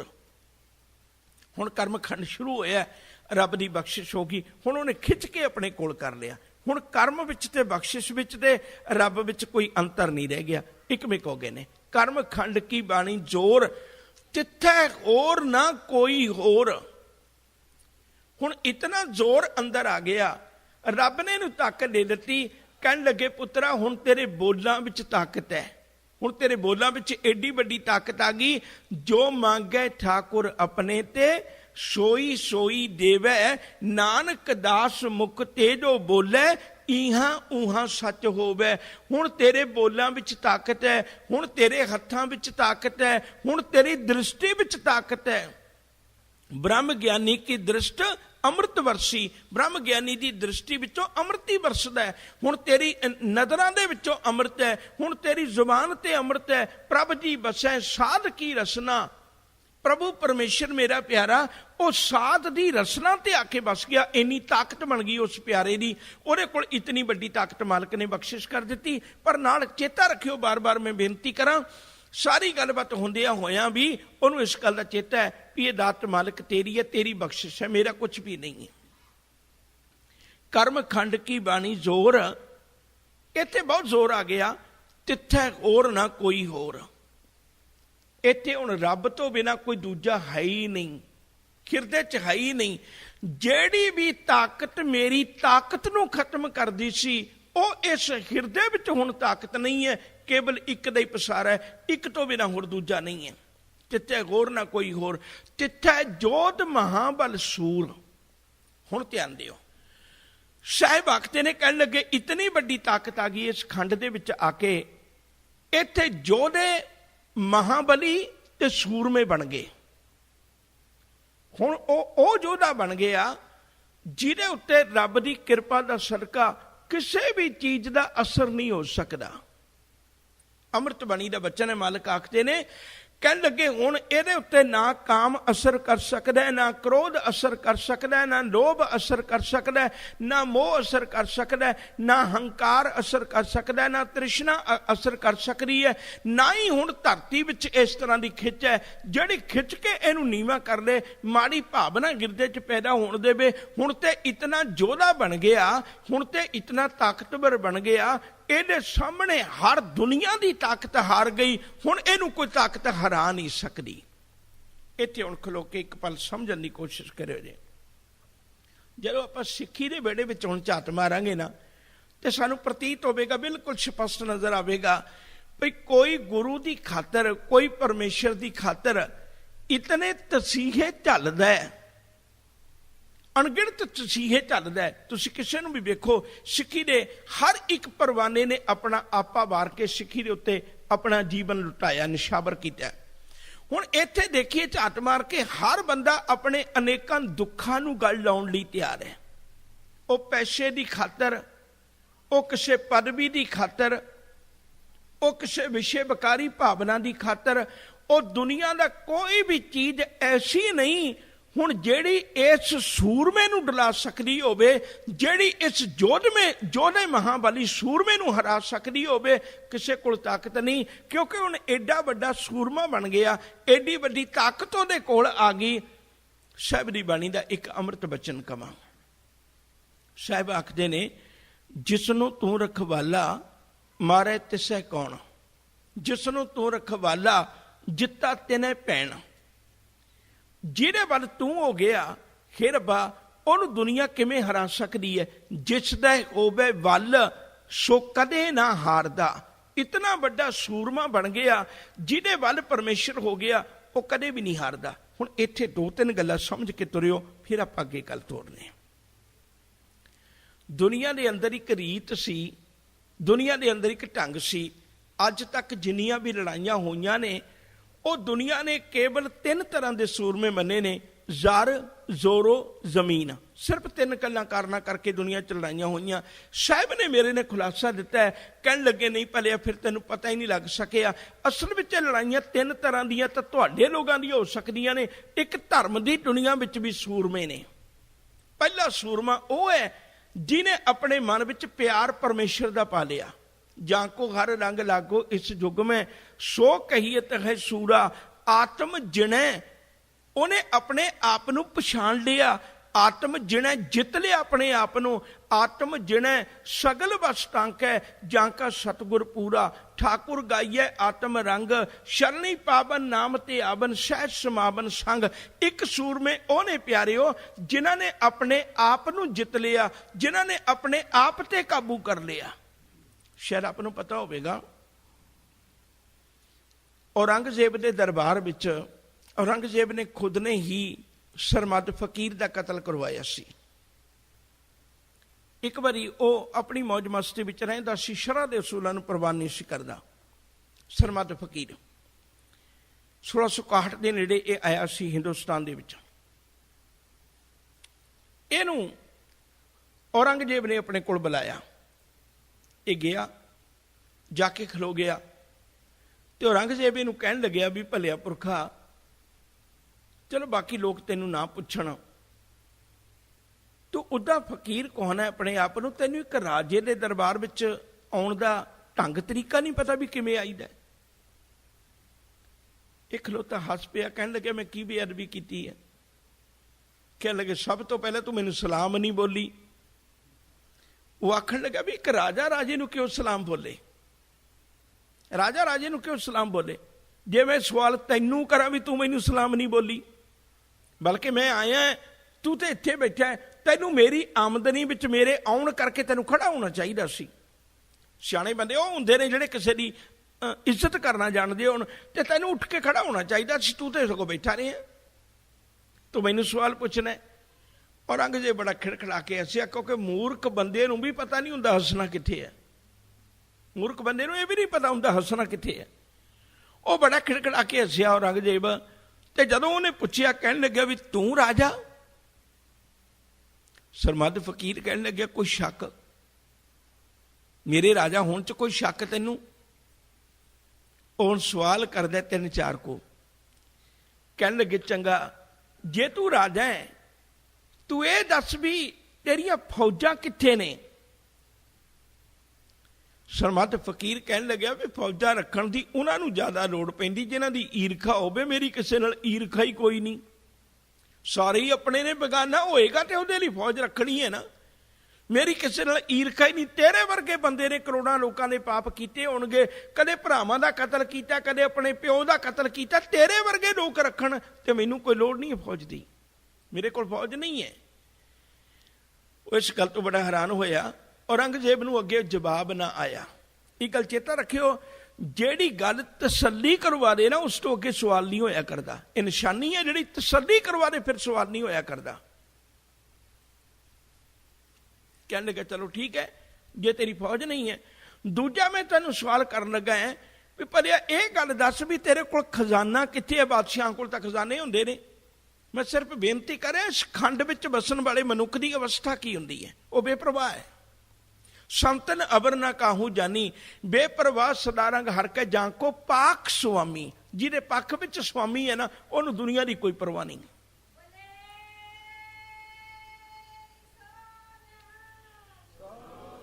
उन्होंने संसार की कोई परवाह नहीं। जिहदे अंदर परमेश्वर का नाम है, जिन्हों रब की निरंकार की नेड़ता है, उन्होंने संसार की कोई परवाह नहीं। हुण जदों फकीर नूं पुछिया उहने गल कहण लगे भलिया पुरखा तू ये दस भी तेरा खजाना कित्थे है। राजे महाराजा कोल खजाने हुंदे ने।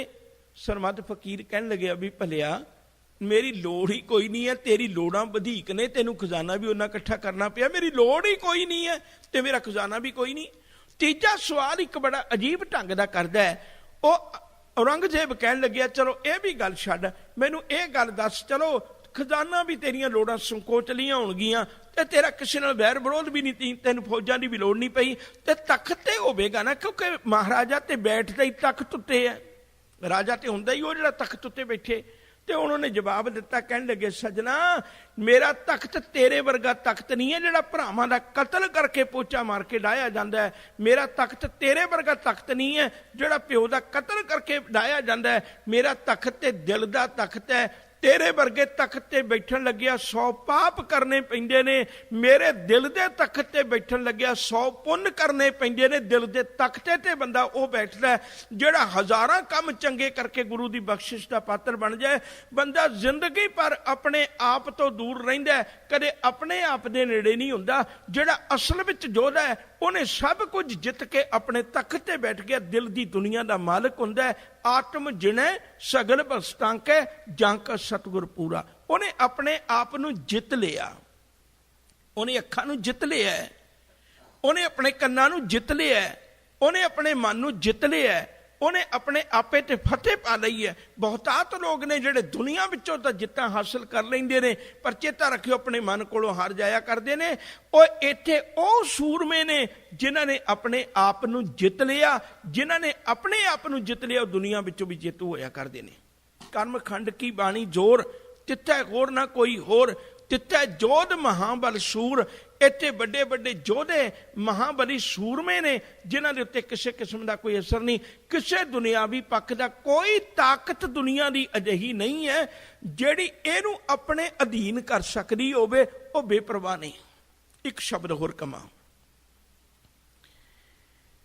शायद आप पता होगा भी कबीर साहब बनारस दे विच कांसी दे विच जन्मे सन ते उन्होंने अपनी जिंदगी का कुछ एक समा कांसी दे नेड़े ही एक स्थान है मगहर। मगहर दे विच इन्हां कुछ पखंडी लोगों ने एक रीत चालू की हुई सी भी जिहड़ा बंदा मगहर विच आके मर जाए ते ओ खोते दी जून पैंदा है। ते कबीर साहब दा हुण शब्द पढ़ियो जे रब ते किड्डा भरोसा है, रब ते किड्डा विश्वास है। एक मैं पहलों गल कर दिया, दो गल्लां नूं हमेशा निर्णय विच रखो। अज बहुत कुछ सानूं समझ लगनी चाहिए है। जिहदे कोल रब दी बख्शिश है ना, मैं बेनती करा गल्लां सुन के ना चले जाइए, अज जिंदगी च अजमाउण दी कोशिश करिए। जिहदे कोल रब दी बख्शिश है ना ਉਹਨੂੰ ਭਰੋਸਾ ਹੋਣਾ ਚਾਹੀਦਾ ਮੈਨੂੰ ਕਿਸੇ ਦੀ ਨਜ਼ਰ ਨਹੀਂ ਲੱਗ ਸਕਦੀ। ਤੰਤ ਮੰਤ ਨ ਜੋਗੀ ਤਿਸ ਚਾਖ ਨਾ ਲੱਗੈ। ਕਿ ਅੱਜ ਆਪਾਂ ਇਹ ਸੁਣ ਕੇ ਅੱਜ ਤੋਂ ਬਾਅਦ ਘਰਨਾਮਾ ਬਣਾਈਏ ਤੇ ਘਰ ਦੇ ਉੱਤੇ ਕਦੇ ਨਜ਼ਰ ਬੱਟੂ ਨਾ ਟੰਗੀਏ, ਮੰਨ ਸਕਦੇ? ਕੋਈ ਬੱਚਾ ਕਿਸੇ ਕਾਰਨ ਰੋਂਦਾ ਹੋਵੇ, ਇਹ ਸੋਚ ਕੇ ਤੁਰੀਏ ਵੀ ਇਸ ਬੱਚੇ ਦਾ ਮੈਂ ਇਲਾਜ ਕਰਵਾਵਾਂ, ਕੋਈ ਮੁਸ਼ਕਿਲ ਹੋ ਸਕਦੀ ਹੈ, ਲੇਕਿਨ ਇਹ ਸੋਚ ਕੇ ਤੁਰਾਂ ਵੀ ਇਹਨੂੰ ਨਜ਼ਰ ਨਹੀਂ ਲੱਗ ਸਕਦੀ, ਕਿਉਂਕਿ ਜਿਹਦੇ ਉੱਤੇ ਨਜ਼ਰ ਮੇਰੇ ਮਾਲਕ ਦੀ ਹੈ ਉਹਦੇ ਉੱਤੇ ਦੁਨਿਆਵੀ ਨਜ਼ਰ ਕਿਵੇਂ ਅਸਰ ਪਾ ਸਕਦੀ ਹੈ। ਜਿਹੜਾ ਯੋਧਾ ਸੂਰਮਾ ਹੁੰਦਾ ਹੈ ਨਾ, ਉਹਨੂੰ ਆਪਣੇ ਤੋਂ ਛੋਟਿਆਂ ਦਾ ਕਦੇ ਡਰ ਨਹੀਂ ਹੁੰਦਾ। ਜਿਹੜਾ ਸੂਰਮਾ ਹੁੰਦਾ ਹੈ ਉਹਨੂੰ ਆਪਣੇ ਤੋਂ ਛੋਟਿਆਂ ਦਾ ਕਦੇ ਡਰ ਨਹੀਂ ਹੁੰਦਾ। ਦੇਖੋ ਗੁਰੂ ਕੀ ਬਾਣੀ ਦਾ ਬਚਨ ਇੱਕ ਫਿਰ ਤੁਹਾਡੇ ਨਾਲ ਸਾਂਝਾ ਕਰਾਂ। ਸਾਹਿਬ ਆਖਦੇ ਨੇ, ਜਿਸ ਕਾ ਸਾਹਿਬ ਡਾਢਾ ਹੋਏ ਤਿਸ ਨੂੰ ਮਾਰ ਨਾ ਸਕੇ ਕੋਈ। ਸਾਹਿਬ ਕੀ ਸੇਵਕ ਰਹਿ ਸ਼ਰਨਾਈ, ਆਪੇ ਬਖਸ਼ੇ ਦੇ ਵਡਿਆਈ। ਹੁਣ ਜੇ ਤੇ ਇਹਨੂੰ ਭਰੋਸਾ ਹੈ ਵੀ ਮੇਰਾ ਮਾਲਕ ਬਹੁਤ ਵੱਡਾ ਹੈ, ਇੱਕ ਪੰਕਤੀ ਹੋਰ ਖਿਆਲ ਕਰਿਓ ਰੱਬ ਦੀ ਬਾਣੀ ਦੀ। ਸਾਹਿਬ ਆਖ ਰਹੇ ਨੇ, ਕਹਿਣ ਲੱਗੇ, ਗੁਰ ਪੂਰੇ ਮੇਰੀ ਰਾਖ ਲਈ, ਅੰਮ੍ਰਿਤ ਨਾਮ ਹਿਰਦੇ ਮੈਂ ਦੀਨੋ, ਜਨਮ ਜਨਮ ਕੀ ਮੈਲ ਗਈ, ਨਿਵਰੇ ਦੂਤ ਦੁਸ਼ਟ ਬਹਿਰਾਈ, ਗੁਰ ਪੂਰੇ ਕਾ ਜਪਿਆ ਜਾਪ, ਕਹਾਂ करे कोई बेचारा, प्रभ मेरे का बड़ प्रताप, सिमर सिमर सिमर सुख पाया, चरण कमल रख मन माही, ताकि शरण परियो नानक दास, जानते उपर को नाही। हुण मैं अपना ते जोर पहले छड्ड आया सखंडां विच प्रवेश करन तो, हुण ते जोर ही रब दा। जे कोई रब नूं भी हरा सकदा है ना, जे कोई ज्योतिषी, जे कोई नज़र, जे कोई बंदा, जे किसे टूणे टामण करके, जे मेरे घर विच किला सिट के, जे चार दाने महां दे दाल दे सिट के कोई कर्म कांड ले लीए, जे ओ मेरे जीवन विच अंतर पा सकदा है ना, तां खिमा करियो फिर रब नूं पूजण दी कोई लोड़ नहीं, फिर ते महां दी दाल नूं पूजना चाहिदा। फिर रब नूं पूजन की कोई लोड़ नहीं, फिर तो किला नूं पूजना चाहिए। फिर रब नूं पूजन की कोई लोड़ नहीं, फिर तो उस मनुख नूं पूजना चाहिए जिहदे आख्या जे अज एक गल पल्ले बन रही है गुरु दी, भई अज तो बाद सतगुरु मेरे कोल जोर वो आ गया जेड़े जोर नूं दुनिया विच किसी की ताकत नहीं कोई हरा सकदा होवे। आ बचन वल हुण ख्याल करियो। उत्थे प्रगट कर दिता गया भी इत्थे जिहड़ा इत्थे मरदा खोते दी जून पैंदा है। कबीर साहब ने अपनी जिंदगी का बहुता पक्ष कंछी विच भी गुजारे है ते कुछ एक समा मगहर विच भी गुजारे है।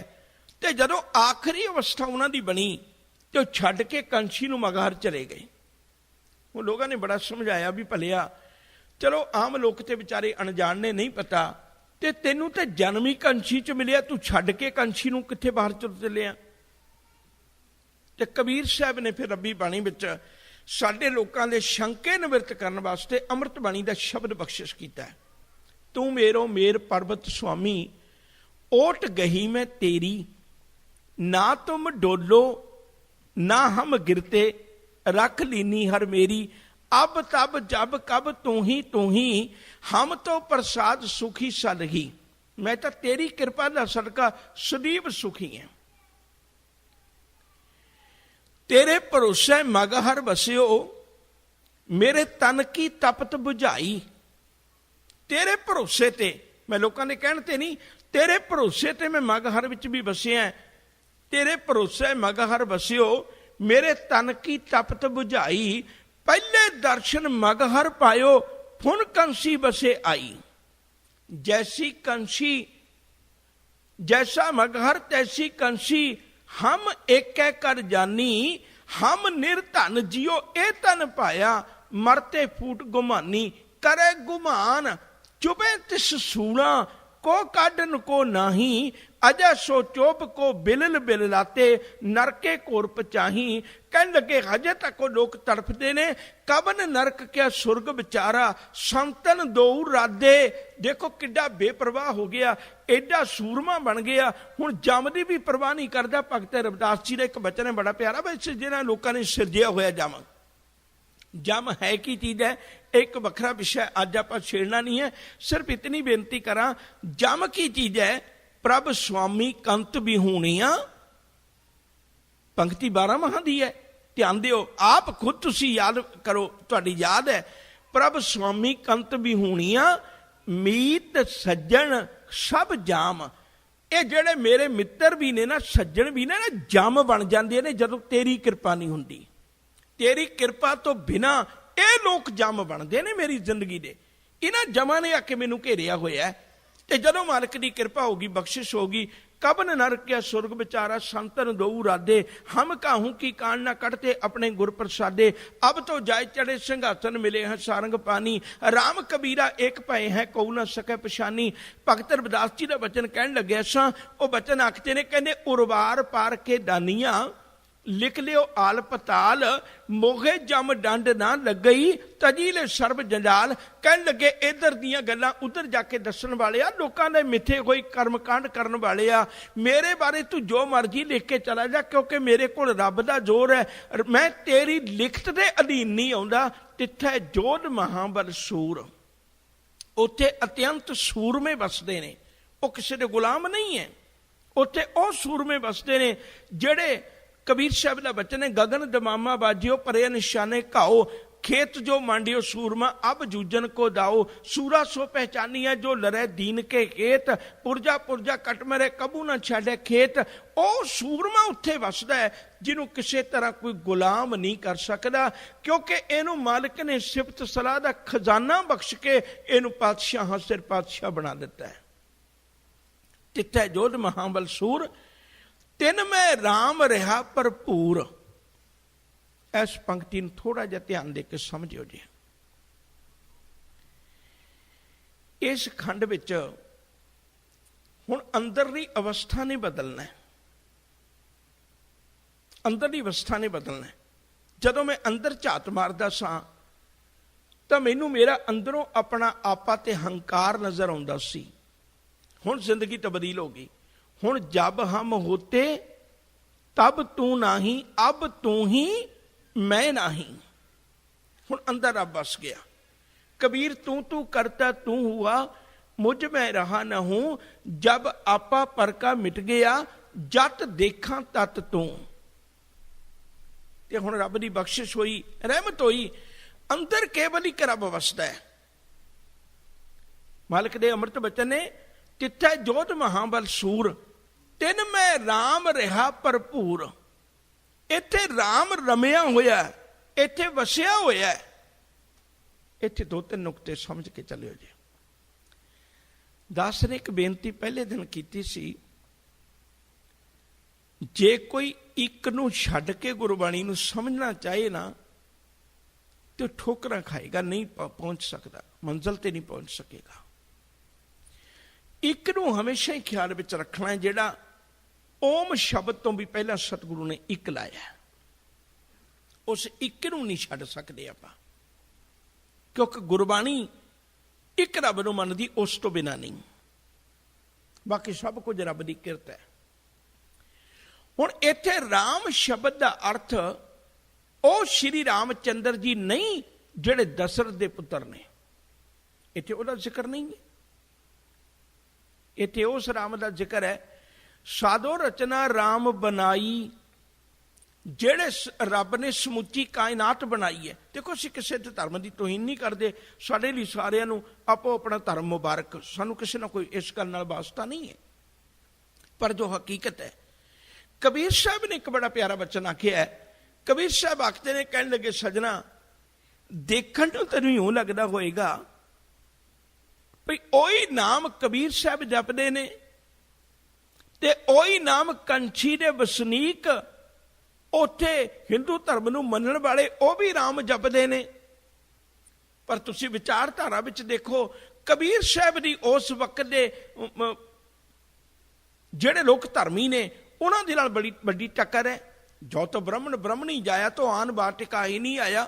अनगिनत तरह के ऐसे बोल ने। ब्राह्मण गुरु है जगत का, भगतन का गुरु नाहे, अर्ज उर्ज कै पचमुआ चारों वेदों माहे। कबीर साहब ने बड़ी टणका के गल्लां कीतियां ने। उन्होंने एक गल पूछीए, भाई एक पासे तुसीं उसे राम नूं जपदे हो ते दूजे पासे तुसीं उन राम जपण वालियां नाल तुहाडा तकरार क्यों है? एक जे नाम जपण वालियां नाल तां तकरार नहीं होना चाहिए, प्यार होना चाहिए। कबीर साहब आखते ने, कहंदे सजना, असल विच राम कहण विच भेद है, शब्दां विच भेद नहीं है। कहण विच भेद है, शब्द ओही स्पैलिंग पैने ने।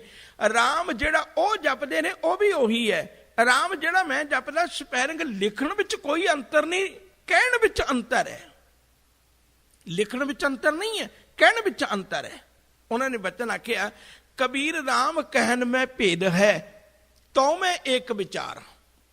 ਰਾਮ ਕਹਿਣ ਵਿੱਚ ਅੰਤਰ ਹੈ, ਤਾਂ ਕਰਕੇ ਮੈਂ ਇੱਕ ਵਿਚਾਰ ਸੰਸਾਰ ਦੇ ਸਾਹਮਣੇ ਰੱਖਣੀ ਚਾਹੁੰਦਾ, ਤਾਂ ਕਿ ਗੱਲ ਸਪਸ਼ਟ ਹੋ ਜਾਏ।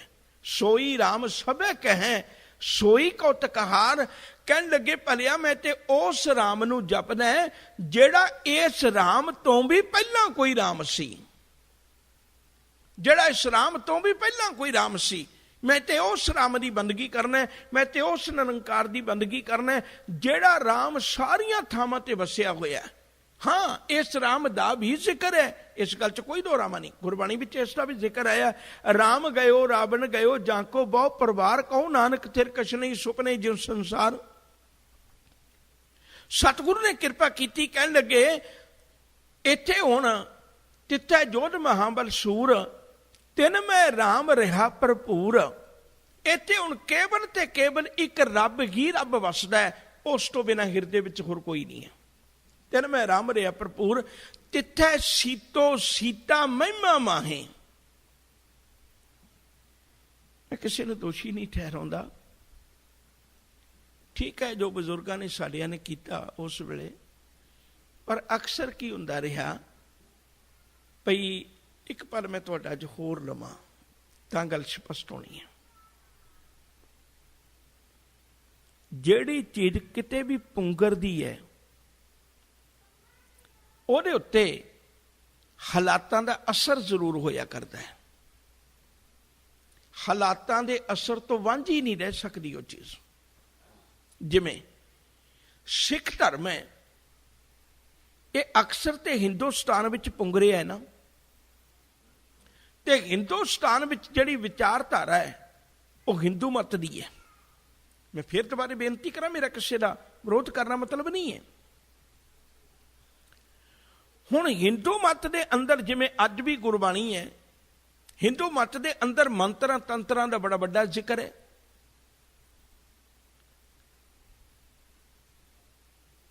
ਤੇ ਕਦੇ ਵਕਤ ਮਿਲੇ ਫਿਰ ਤੁਹਾਡੇ ਨਾਲ ਸਾਂਝ ਪਾਵਾਂਗਾ। ਅੱਜ ਖੰਡਾਂ ਦੀ ਦਾਇਰੇ 'ਚ ਹੀ ਰਹਿਣਾ ਚਾਹੁੰਦਾ ਹੈ। ਅਥਰਵਣ ਜਿਹੜਾ ਇੱਕ ਵੇਦ ਹੈ ਨਾ, ਅਥਰਵਣ ਵੇਦ ਵਿੱਚ ਟੂਣੇ ਟਾਮਣਾ ਦਾ ਹੀ ਜ਼ਿਕਰ ਹੈ। ਧੰਨ ਗੁਰੂ ਨਾਨਕ ਸਾਹਿਬ ਮਹਾਰਾਜ ਜੀ ਨੇ ਪ੍ਰਕਾਸ਼ ਹੋ ਕੇ ਜਿਹੜਾ ਅਥਰਵਣ ਦਾ ਭਾਰ ਹੀ ਲਾ ਦਿੱਤਾ ਸੀ, ਭਾਈ ਗੁਰਦਾਸ ਜੀ ਦੇ ਬੋਲ ਨੇ। ਖੈਰ, ਜਿਹੜੀ ਬੇਨਤੀ ਕਰਨ ਲੱਗਾ ਸਾਂ, ਹੁਣ ਇਹ ਉਸ ਮਾਹੌਲ ਵਿੱਚ ਪਲੀ ਸਿੱਖੀ ਹੈ। ਉਹ ਲੋਕ ਸਦੀਆਂ ਤੋਂ ਇਹ ਗੱਲ ਜੀਵਨ ਸੁਧਾਰ ਦੇ ਲਈ ਵੇਦ ਗ੍ਰੰਥ ਨਹੀਂ ਸਨ ਪੜ੍ਹਦੇ। ਉਹ ਲੋਕ ਵੇਦ ਗ੍ਰੰਥ ਇਸ ਲਈ ਪੜ੍ਹਦੇ ਸਨ ਵੀ ਵੇਦਾਂ ਗ੍ਰੰਥਾਂ ਦੇ ਮੰਤਰਾਂ ਦੇ ਜਾਪ ਦੀ ਇੱਕ ਐਸੀ ਤਾਕਤ ਪੈਦਾ ਹੋ ਜਾਏਗੀ ਜਿਹੜੀ ਵਕਤ ਦੇ ਹਾਕਮ ਨੂੰ ਬਿਠਾ ਲੈ ਪਾ ਸਕਦੀ ਹੈ। ਸ਼ਾਇਦ ਆਪ ਨੂੰ ਪਤਾ ਹੋਵੇਗਾ 1027 ਦੇ ਵਿੱਚ ਮੁਹੰਮਦ ਗੌਰੀ ਉਹ ਹਿੰਦੁਸਤਾਨ ਦੀ ਧਰਤੀ ਤੇ ਆਇਆ ਸੀ, ਤੇ ਉਸ ਵੇਲੇ ਵੀ ਉਹਨਾਂ ਨੇ ਕੋਸ਼ਿਸ਼ ਕੀਤੀ ਸੀ ਵੀ ਅਸੀਂ ਮੰਤਰ ਪੜ੍ਹ ਕੇ ਆਪਣੇ ਮੰਦਰ ਨੂੰ ਬਚਾ ਲਾਂਗੇ, ਪਰ ਐਸਾ ਮੰਤਰ ਕੋਈ ਕਾਰਗਰ ਨਹੀਂ ਸੀ ਹੋਇਆ।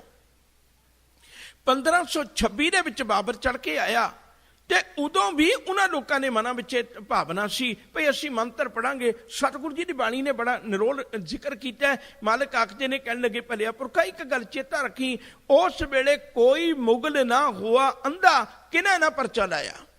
ਹੁਣ ਉਹੀਓ ਕਲਚਰ ਵਿੱਚ ਪਲੇ ਹੋਣ ਕਰਕੇ ਤੇ ਸਿੱਖੀ ਦੇ ਵਿੱਚ ਵੀ ਅੱਜ ਸਾਡੀ ਭਾਵਨਾਵਾਂ ਇਹੋ ਹੀ ਹੈ, ਅਸੀਂ ਗੁਰਬਾਣੀ ਨੂੰ ਵੀ ਜੰਤਰ ਮੰਤਰ ਦੇ ਲਈ ਪੜ੍ਹਦੇ ਹਾਂ, ਕਿਉਂਕਿ ਸਾਡੀਆਂ ਭਾਵਨਾਵਾਂ ਉੱਥੇ ਤੱਕ ਰੁਕੀਆਂ ਹੋਈਆਂ ਨੇ, ਪਰ ਅਸੀਂ ਗੁਰਬਾਣੀ ਨੂੰ ਜੀਵਨ ਜਾਚ ਲਈ ਨਹੀਂ ਪੜ੍ਹਦੇ। ਸਮਾਂ ਬਹੁਤ ਹੋ ਗਿਆ, ਮੈਂ ਗੱਲ ਨੇੜੇ ਰੱਖਣੀ ਚਾਹੁੰਦਾ। ਜਿਹੜੀ ਅਰਜ਼ ਕਰ ਰਿਹਾ ਸਾਂ, ਹੁਣ ਇੱਥੇ ਰਾਮ ਹਿਰਦੇ ਵਿੱਚ ਵਸਣ ਦਾ ਅਰਥ ਸੀ ਪਰਮੇਸ਼ਰ ਦਾ ਨਾਮ ਹਿਰਦੇ 'ਚ ਵਸਦਾ, ਰੱਬ ਵਸਦਾ ਹੈ। ਦੂਜੀ ਗੱਲ ਸੀ ਸੀਤੋ ਸੀਤਾ, ਇਹਦਾ ਅਰਥ ਤਾਂ ਸੀ ਇਹ ਭਈ ਉੱਥੇ ਜਿਹੜਾ ਜੀਵ ਦਾ ਮਨ ਹੈ, ਜਗਿਆਸੂ ਦਾ ਮਨ ਹੈ, ਉਹ ਪਰਮੇਸ਼ਰ ਦੇ ਚਰਨਾਂ ਵਿੱਚ ਸੀਤਾ ਗਿਆ, ਜੁੜ ਗਿਆ, ਜਿਹੜਾ ਕਦੇ ਅਭੇਦ ਹੋ ਗਿਆ, ਜਿਹੜਾ ਮੁੜ ਕੇ ਕਦੇ ਵਿਛੜ ਨਹੀਂ ਸਕਦਾ। ਦੇਖੋ, ਦੋ ਕੱਪੜਿਆਂ ਨੂੰ ਤੁਸੀਂ ਇਕੱਠੇ ਕਰਕੇ ਰੱਖ ਦਿਓ, ਪਰ ਜਦੋਂ ਵੀ ਚੱਕੋਗੇ, ਭਾਵੇਂ 10 ਸਾਲ ਬਾਅਦ ਚੁੱਕਿਓ, ਭਾਵੇਂ 20 ਸਾਲਾਂ ਬਾਅਦ ਚੁੱਕਿਓ, ਜਦੋਂ ਵੀ ਕਦੇ ਕੱਪੜੇ ਚੁੱਕੋਗੇ ਦੋਵੇਂ ਵੱਖੋ ਵੱਖਰੇ ਹੋਣਗੇ, ਉਹ ਪਏ ਕਦੇ ਵੀ ਨਹੀਂ ਜੁੜ ਸਕਦੇ। ਤੇ ਜੇ ਕੱਪੜੇ ਨੂੰ ਕੱਪੜੇ ਨਾਲ ਜੋੜਨਾ ਹੈ ਫਿਰ ਕੀ ਸਿਸਟਮ ਹੈ? ਅਸੀਂ ਉਹਨੂੰ ਉਹਦੇ ਨਾਲ ਸੀ ਦਿੰਦੇ ਹਾਂ। ਹੁਣ ਤੁਸੀਂ ਜਿਹੜਾ ਮਰਜ਼ੀ ਕੱਪੜਾ ਚੁੱਕਿਓ, ਸੀਤਾ ਹੋਇਆ ਕੱਪੜਾ ਉਹਦੇ ਨਾਲ ਹੀ ਆਏਗਾ। ਹੁਣ ਸਾਡੀ ਕੀ ਅਵਸਥਾ ਹੈ? ਸਾਡੀ ਅਵਸਥਾ ਹੈ ਵੀ ਇੱਥੇ ਬੈਠਿਆ ਤੇ ਸਾਡਾ ਵੀ ਮਨ ਭਿੱਜ ਜਾਂਦਾ, ਇਉਂ ਲੱਗਦਾ ਜਿਵੇਂ ਨਾਲ ਸੀਤਾ ਗਿਆ ਹੋਵੇ। ਪਰ ਜਿਉਂ ਗੁਰਦੁਆਰਾ ਸਾਹਿਬ ਤੋਂ ਬਾਹਰ ਜਾਂਦੇ ਹਾਂ ਤਾਂ ਖਿਮਾ ਕਰਿਓ, ਗੁਰਮਤ ਵੱਖਰੀ ਹੈ ਤੇ ਅਸੀਂ ਵੱਖਰੇ ਹਾਂ। ਗੁਰੂ ਵੱਖਰਾ ਤੇ ਅਸੀਂ ਵੱਖਰੇ ਹਾਂ, ਗੁਰਬਾਣੀ ਵੱਖਰੀ ਤੇ ਅਸੀਂ ਵੱਖਰੇ ਹਾਂ, ਧਰਮ ਵੱਖਰਾ ਤੇ ਅਸੀਂ ਵੱਖਰੇ ਹਾਂ। ਸਾਡੇ ਜੀਵਨ ਵਿੱਚ ਬਾਹਰ ਜਾ ਕੇ ਧਰਮ ਨਹੀਂ ਆਉਂਦਾ। ਬਹੁਤਾਤ ਲੋਕੀ ਤਾਂ ਐਸਾ ਵੀ ਕਹਿ ਦਿੰਦੇ ਨੇ ਵੀ ਮੈਂ ਗੁਰਦੁਆਰੇ ਦੇ ਵਿੱਚ ਖਲੋਤਾ, ਮੈਂ ਝੂਠ ਨਹੀਂ ਬੋਲਦਾ, ਮਤਲਬ ਅਸੀਂ ਬਾਹਰ ਝੂਠ ਬੋਲਦੇ ਹਾਂ। ਸਾਡਾ ਬਾਹਰ ਕੋਈ ਜੀਵਨ ਵੱਖਰਾ ਹੈ। ਜਦੋਂ ਮਨ ਸੀਤਾ ਗਿਆ, ਜਦੋਂ ਮਨ ਜੁੜ ਗਿਆ, ਜਦੋਂ ਮਨ ਅਭੇਦ ਹੋ ਗਿਆ, ਫਿਰ ਉਦੋਂ ਉਸ ਰੱਬ ਦੇ ਦਰ ਤੋਂ ਕਦੇ ਵੱਖਰਾ ਨਹੀਂ ਹੋਵੇਗਾ। ਤਿੱਥੈ ਸੀਤੋ ਸੀਤਾ ਮਹਿਮਾ ਮਾਹੇ। ਇੱਥੇ ਸੀਤਾ ਜੀ ਦਾ ਜ਼ਿਕਰ ਨਹੀਂ ਹੈ, ਇੱਥੇ ਸੀਤਾ ਦਾ ਅਰਥ ਹੈ ਮਨ ਰੱਬ ਦੀ ਮਹਿਮਾ ਵਿੱਚ ਸੀਤਾ ਗਿਆ, ਮਨ ਰੱਬ ਦੀ ਮਹਿਮਾ ਵਿੱਚ ਪਰੋਇਆ ਗਿਆ, ਮਨ ਰੱਬ ਦੀ ਮਹਿਮਾ ਵਿੱਚ ਅਭੇਦ ਹੋ ਗਿਆ। ਇੱਕ ਉਦਾਹਰਨ ਇਹਨੂੰ ਸਮਝ ਕੇ ਤੁਰਿਓ। ਕੋਈ ਅੱਜ ਮਨ ਵਿੱਚ ਵਿਚਾਰ ਕਰੇ, ਹਾਲਾਂਕਿ ਕਰਮਖੰਡ ਦੀ ਬਾਣੀ ਜ਼ੋਰ ਬੜਾ ਔਖਾ ਇਹ ਵਿਸ਼ਾ ਹੈ, ਪਰ ਕੋਈ ਪੁੱਛੇ ਵੀ ਆ ਕਿਵੇਂ ਦਾ ਮਨ ਸੀਤਾ ਜਾਂਦਾ, ਗੁਰਬਾਣੀ ਵਿੱਚੋਂ ਸਾਰੀਆਂ ਉਦਾਹਰਨਾਂ ਮਿਲ ਜਾਂਦੀਆਂ ਨੇ। ਭਗਤ ਨਾਮਦੇਵ ਜੀ ਨੇ ਇਸ ਗੱਲ ਦਾ ਖੁਲਾਸਾ ਕੀਤਾ ਹੈ।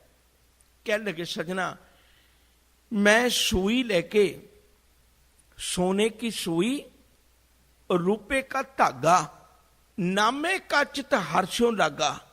मैं एक सूई ते एक धागा लेके अपना मन रब के चरणों में जोड़ लिया। दो गल्लां वल ख्याल करियो। पहली गल, जे कली सूई होवे विच धागा ना होवे, सूई सारे कपड़े विचों लंघ जाएगी, पर जदों कपड़े चुकोगे तो वक्खो वखरे होणगे, जुड़नगे नहीं। धागा जरूर चाहिए। ते जे कला धागा होवे सूई ना होवे तो खिमा करियो, कला धागा भी कपड़े नूं नहीं सींदा। गुरु का शब्द है सूई, ते पिछे सुरत दा पाउणा है धागा, सुरत दा धागा पाउणा है। गुरु का शब्द है सूई। हुण जे कोई अपनी सुरत दे नाल सिउणा चाहुंदा, कला धागा उहदे कोल, तां खिमा करियो भावें 10 साल बैठा रहे, कल्ले धागे ने कपड़ा नहीं जे सीना। ते जे किसे कोल सूई हैगी, गुरु का शब्द हैगा, पर वो पढ़ी जांदा, अपनी सुरत विच नहीं लाउंदा, अपना ध्यान विच नहीं लाउंदा, ते पढ़ी जांदा पढ़ी जांदा। सूई ते लंघी जांदी, मेहनत होई जांदी है, पर खिमा करे जे पिछे धागा नहीं छड्डदी। ये गल हमेशा चेता रखियो, जे सूई कदे भी कपड़ियां दे विच नहीं जे रहिंदी। सूई तां धागे नूं छड्डण वास्ते अगे अगे जांदी है। जदों धागा विच रह गया, सूई ने निकल जाना है, सूई ने बाहर निकल जाना है। एक श्लोक हुण बहुत ध्यान नाल पढ़ियो जे। जदों आपां रब्बी बाणी दे विचों सारे वचन पढ़ने हैं, मैं इक्को ही श्लोक की गल करनी है। जदों आखिर विच जाने हैं, सतगुरु गुरु तेग बहादुर साहब जी दे भोग दे श्लोक पढ़ने आपां, 57 श्लोक ने। 56 श्लोकां दे विच नानक नाम आएगा। कदे ध्यान मार के देखियो। एक दो श्लोक तुहाडे नाल साझे करां। गुण गोबिंद गायो नहीं जन्म अकारथ कीन, कहो नानक हर भज मना जेहिं जल को मीन। वक्खो वखरे श्लोक पढ़न लगे होए आ। साहिब आखदे ने, कहण लगे, वेख भलिया बाल जवानी अर बिरध पुन तीन अवस्था जान, कहो नानक हर भजन बिन बिरथा सब ही मन। नानक शब्द नाल आएगा, पर जदों 57वां श्लोक पढ़ोगे हैरान हो जाओगे। जदों 57वां श्लोक पढ़ोगे, साहब कहंदे, पुत्रा मैं तेनू जप तो उंगल पकड़ा के इत्थे तक लैके आ गया। मैं तेरा गिरदा सीना सी, सूई अगे अगे रहिंदी है, पर हुण तेरा सुरत विच टिक गई। हुण तू रब नाल गया जुड़, हुण तू कर्म खंड विच रब दी बख्शिश दा पात्र बन गया। ते गुरु ने भी अपने आप नूं विचों कढ लिया। जे जिवें सूई विचों निकल जांदी है ना, हुण 57वां श्लोक पढ़ के देखो, गुरु ने अपने आप नूं विचों कढ लिया। सतगुरु जी दी बाणी दा अमृत बचन है। आखिरी श्लोक पढ़ दिओ, जदों भोग दे श्लोक आपां पढ़ने हैं। राम नाम उर मैं गयो, जाके सम नहीं कोए, जय सिमरत संकट मिटे, दर्श तुहारो होए। इस कल्ले श्लोक विच नानक नाम भी नहीं है।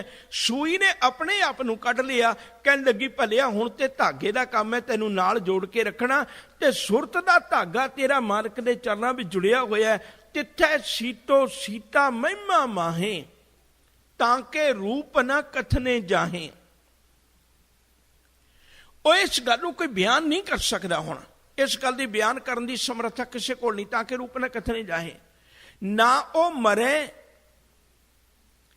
ये जिहड़ा रूप है ना, ये अंदरूनी रूप है, बाहरी नहीं। ये अंदरली सुहपन है, ये अंदरों सोहने ने। छेई सुंदर सोहने साध संग जिन बहने। बाहरले रूप की गल नहीं, ये अंदरले रूप की गल है। ताकि रूप ना कथरे जाहे, ना वो मरे ना ठाके जाहे, जिन कै राम बसै मन माहे। हुण इत्थे जिक्र फिर आ गया, वो कदे मरदे नहीं। हुण गुरमत विच मौत की चीज है?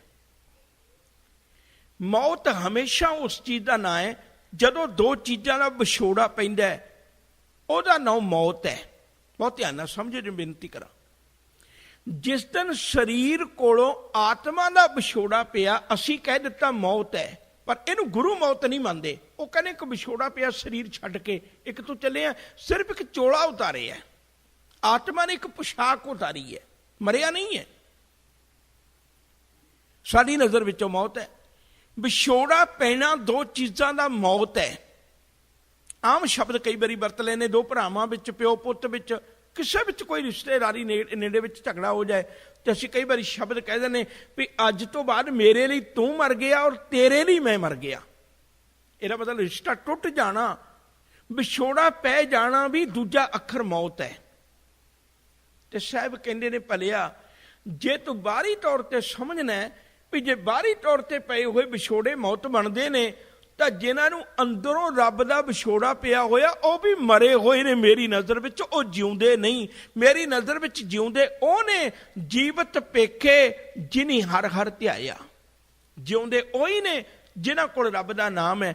गुरु नानक साहब जी ने इस गल का खुलासा बड़ा प्यारा किया, आखां जीवा विसरे मर जाऊं, जदों तक मैं तेरा नाम आखना उदों तक मैं जिउना है, जदों तेरा नाम भुल जाता है मैनूं मौत प्रतीत हुंदा है। साहब आखते ने, कहंदे जिन्हां नूं रब दा मिलाप हो गया, हुण रब दा कदे विछोड़ा नहीं पैंदा, उन्हां नूं कदे अध्यात्मक मौत नहीं आउंदी। ਇਹ ना सोचियो भी सानूं शरीरक मौत नहीं आउणी, शरीरक मौत आउणी है। कदे ख्याल करियो जिहड़े आपां शब्द पढ़ने हैं, उन्हां दा जम्मण मरना मिट गया, उन्हां दा जम्मण मरना मिट जांदा है। ते उन्हां दा जम्मण मरना जे मिट गया, ਇਹਦਾ मतलब जिहड़ा अगला जन्म होना है वो नहीं होना, तो उहदे पिछे मौत नहीं आउणी। जिहड़ा आ जन्म है ਇਹਦੇ पिछली मौत ने आउणा है। ਜਿਹੜੇ लोग तुहानूं छोछे दावे बंधे ने ना भी इस जिंदगी के अंदर मौत नहीं आएगी, यकीनन मौत नहीं आउणा। ऐसा कोई नहीं दुनिया के अंदर। जो उपजियो सो बिनस है, परो आज के काल, नानक हर गुण गाए ले, छाड़ सगल जंजाल। सिख शरीरक मौत की गल नहीं करता, सिख अध्यात्मक मौत तो डरदा है। रब्बा मैं किते मरिया हुआ तेरे चरणों विच ना जावां, मैं अपने आप नूं जिउंदा रख सकां, तेरी बंदगी करके मैं जिउंदा होके तेरे चरणों विच जावां। उस सेवक नूं जिहड़ा हुण कर्म खंड विच पहुंच गया, बख्शिश विच पहुंच गया, रब की रहमत हो गई, उहनूं कदे अब भुलना नहीं, ते उहनूं कदे अध्यात्मक मौत नहीं आउंदी। ना वो मरे ना ठागे जाहे, ना ही वो किसी ने ठगिया हुए ठगे जाते हैं। तुसीं कदे ध्यान दे के देखियो, कबीर साहब का एक वचन है बड़ा प्यारा, कबीर माया चोरटी मुस मुस लावे हाट। हाट का अर्थ हुंदा हट्टी। कहन लगे माया इहो जी चोरटी है, ये लोगों नूं लुट लुट के ठग ठग के अपनी हट्टी सजाई बैठी है। कबीर माया चोरटी मुस मुस लावे हाट, एक कबीरा नाम उसा है जिन किन्नी बारे बाट। कहन लगे एक कबीर नहीं यदि गल विच ठगिया गया, क्योंकि उन्हें माया के पखंड नूं प्रगट करके रख दिता भी मैं तेरे आखियां ठगिया नहीं जावांगा। जिहड़ा रब दा प्यारा इत्थे तक पहुंच गया ना, वो कदे विकारां दा, वो कदे माया दा ठगिया नहीं जांदा। ना वो मरे ना ठागे जाहे, जिन कै राम बसै मन माहे। जिन्हां ने हिरदियां विच रब वस गया वो कदे मारे जां ठगे नहीं ने जांदे। ना ओ मरे न ठाके जाए, जिनके राम बसै मन माहे, तिथै भगत बसै के लो। ਇਹ दो पंक्तियां रह गई, उस समाप्ति करके आप समाप्ति करने। तिथै भगत बसै के लो, एक ही पंक्ति है। हुण दुनिया के बाकी धर्म ने ना जिहड़े, वो एक बड़ा दावा बनते हैं। तुसीं कदे देखियो मुसलमान धर्म ये गल कहंदा है भी जे रब दे विचों बेस्ट का दरवाजा खुलवाउणा है ना, तो सजना तेनू सब तो पहला मुसलमान बनना पवेगा। मुसलमान तो बिना रब का दरवाजा नहीं जे खुलना। शायद आपको पता होगा, आ थोड़ा समय ही होया 1920 के नेड़े अल्लाह यार खां जोगी होया, उन्हें बड़ियां आला चीज़ां लिखियां ने। मुसलमान इकट्ठे होकर आखिरी उम्र विच उहदे कोल गए। आखिरी उम्र बड़ा औखा उहदे श्वास निकले, ते उहदे कोल गए, कहने लगे भी भलिया पुरखा, तू एक मुसलमान होके काफर की तारीफ लिखी है, तू काफर दियां गल्लां लिखियां ने, ते तां करके तेरी जिंदगी हुण औखी है। तू इउं कर, तू सानू एक आग्या दे, तू नहीं उठ के जा सकदा, गल वक्री, नहीं जाना चाहुंदा ना जा, तू सानू एक आग्या दे, असी तेरी खातर एक नमाज पढ़ीए, अल्लाह तेरे गुनाह बख्श दवे। जिहड़ी तू काफरां दी तारीफ कीती, अल्लाह तेरे गुनाह बख्श दवे, ते तेरे लिए बेस्ट का दरवाजा खुल जाए। असी तेरी खातर खिमा मंगने। सिख नूं ते पता ही नहीं ना। अल्लाह यार खां जोगी दियां अखां विच पानी आ गया, बिरध अवस्था है, बिस्तर ते पिया। उन्हें एक बचन आखिया, कहन लगे भलियो, मैं तुहानूं बल्कि बेनती करदा भी भुल के भी मेरी खातर नमाज ना जे पढ़ियो।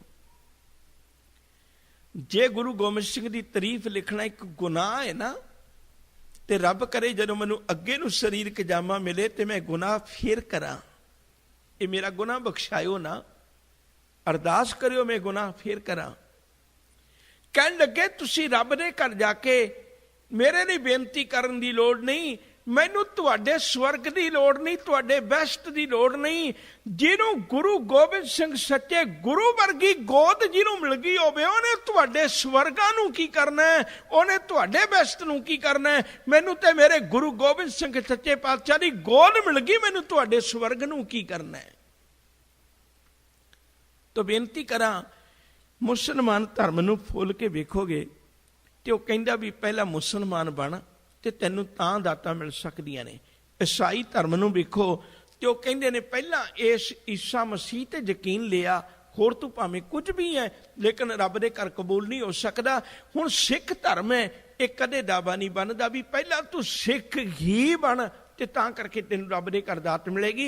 ये तो आखदा जे तू मुसलमान है तो एक चंगा मुसलमान बन जा, जे तू हिंदू वीर है तो एक चंगा हिंदू वीर बन जा, जे तू सिख है तो पूर्ण सिख बन जा। अधूरे सिख नूं भी कोई थां नहीं है, मैं बेनती करा। जे अधूरे मुसलमान नूं थां नहीं है, अधूरे हिंदू नूं थां नहीं, अधूरे सिख नूं भी कोई थां नहीं है। मालिक ने बचन आख्या, कहन लगे तिथै भगत बसै के लो, उत्थे अनेकां लोकां दे भगत बसते ने। यह कोई जरूरी नहीं, अज तक स्वर्ग विच हरेक धर्म ने अपनी ही जायदाद मन के उन्होंने दोहराया दुनिया विच, भाई उत्थे केवल मुसलमान जा सकते हैं, काफर नहीं। उत्थे केवल हिंदू जा सकते हैं, उत्थे तुर्क नहीं। ये अणगिणत लोगों ने इस तरह की बहस बनाई हुई है। गुरमत ने स्पष्ट किया, कहने लगे कोई भी रब की बंदगी करता है ना तो रब के घर जा सकता है, परमेश्वर के घर जा सकता है, उन्होंने कदे दुरकारिया नहीं जाता। एक छोटी जी उदाहरण दे दिया, तुसीं कदे देखियो एक विद्यार्थी स्कूल जाता है, उसकी ड्रैस भी वक्री है, उसका टाइम भी वक्रा है, उसके स्कूल का ढंग तरीका भी वक्रा है, सारा कुछ वक्रो वक्रा है, उसकी टाई भी वक्री, वो सारा कुछ वक्रा है। पर जदों वो बच्चा पढ़ गया, जदों बच्चा पढ़ गया, हुण उस बच्चे के उत्ते कदे किसी ने नहीं पूछना भी तू किहड़ी वर्दी पा के पढ़िया सी। अज उहदे कोल सर्टिफिकेट इक्को जिहा है, उस स्कूल का पढ़े हुए विद्यार्थी को भी, इस स्कूल के पढ़े हुए विद्यार्थी को भी सर्टिफिकेट इक्को जे ने। कोई किसी को नहीं पूछता भी इत्थे नाल लिखवा के लिया तू किहो जी कमीज पा के जांदा सी स्कूल, नहीं। ਇਹ ਜਿਹੜੇ जितने भी साडे पहरावे ने ना धर्म के, ये तो स्कूलों में पढ़न वास्ते ने। हुण हिंदू धर्म का अपना पहरावा है क्योंकि वो स्कूल के नियम उन्हें लागू करने ने। सिख धर्म का अपना पहरावा है, वो गुरु नानक साहब के स्कूल में पढ़दा, यदा अपना पहरावा है।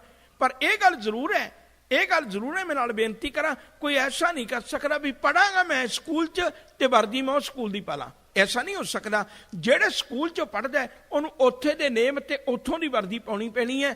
ਇਸੇ ਤਰ੍ਹਾਂ ਜਿਹੜਾ ਸਿੱਖ ਗੁਰੂ ਨਾਨਕ ਸਾਹਿਬ ਜੀ ਦੇ ਸਕੂਲ ਵਿੱਚ ਪੜ੍ਹਦਾ ਤੇ ਇੱਥੇ ਪੜ੍ਹਨ ਵਾਲੇ ਨੂੰ ਗੁਰੂ ਨਾਨਕ ਸਾਹਿਬ ਜੀ ਦੀ ਵਰਦੀ ਤੇ ਗੁਰੂ ਨਾਨਕ ਸਾਹਿਬ ਜੀ ਦੇ ਅਸੂਲਾਂ ਨੂੰ ਮੰਨਣਾ ਪਵੇਗਾ।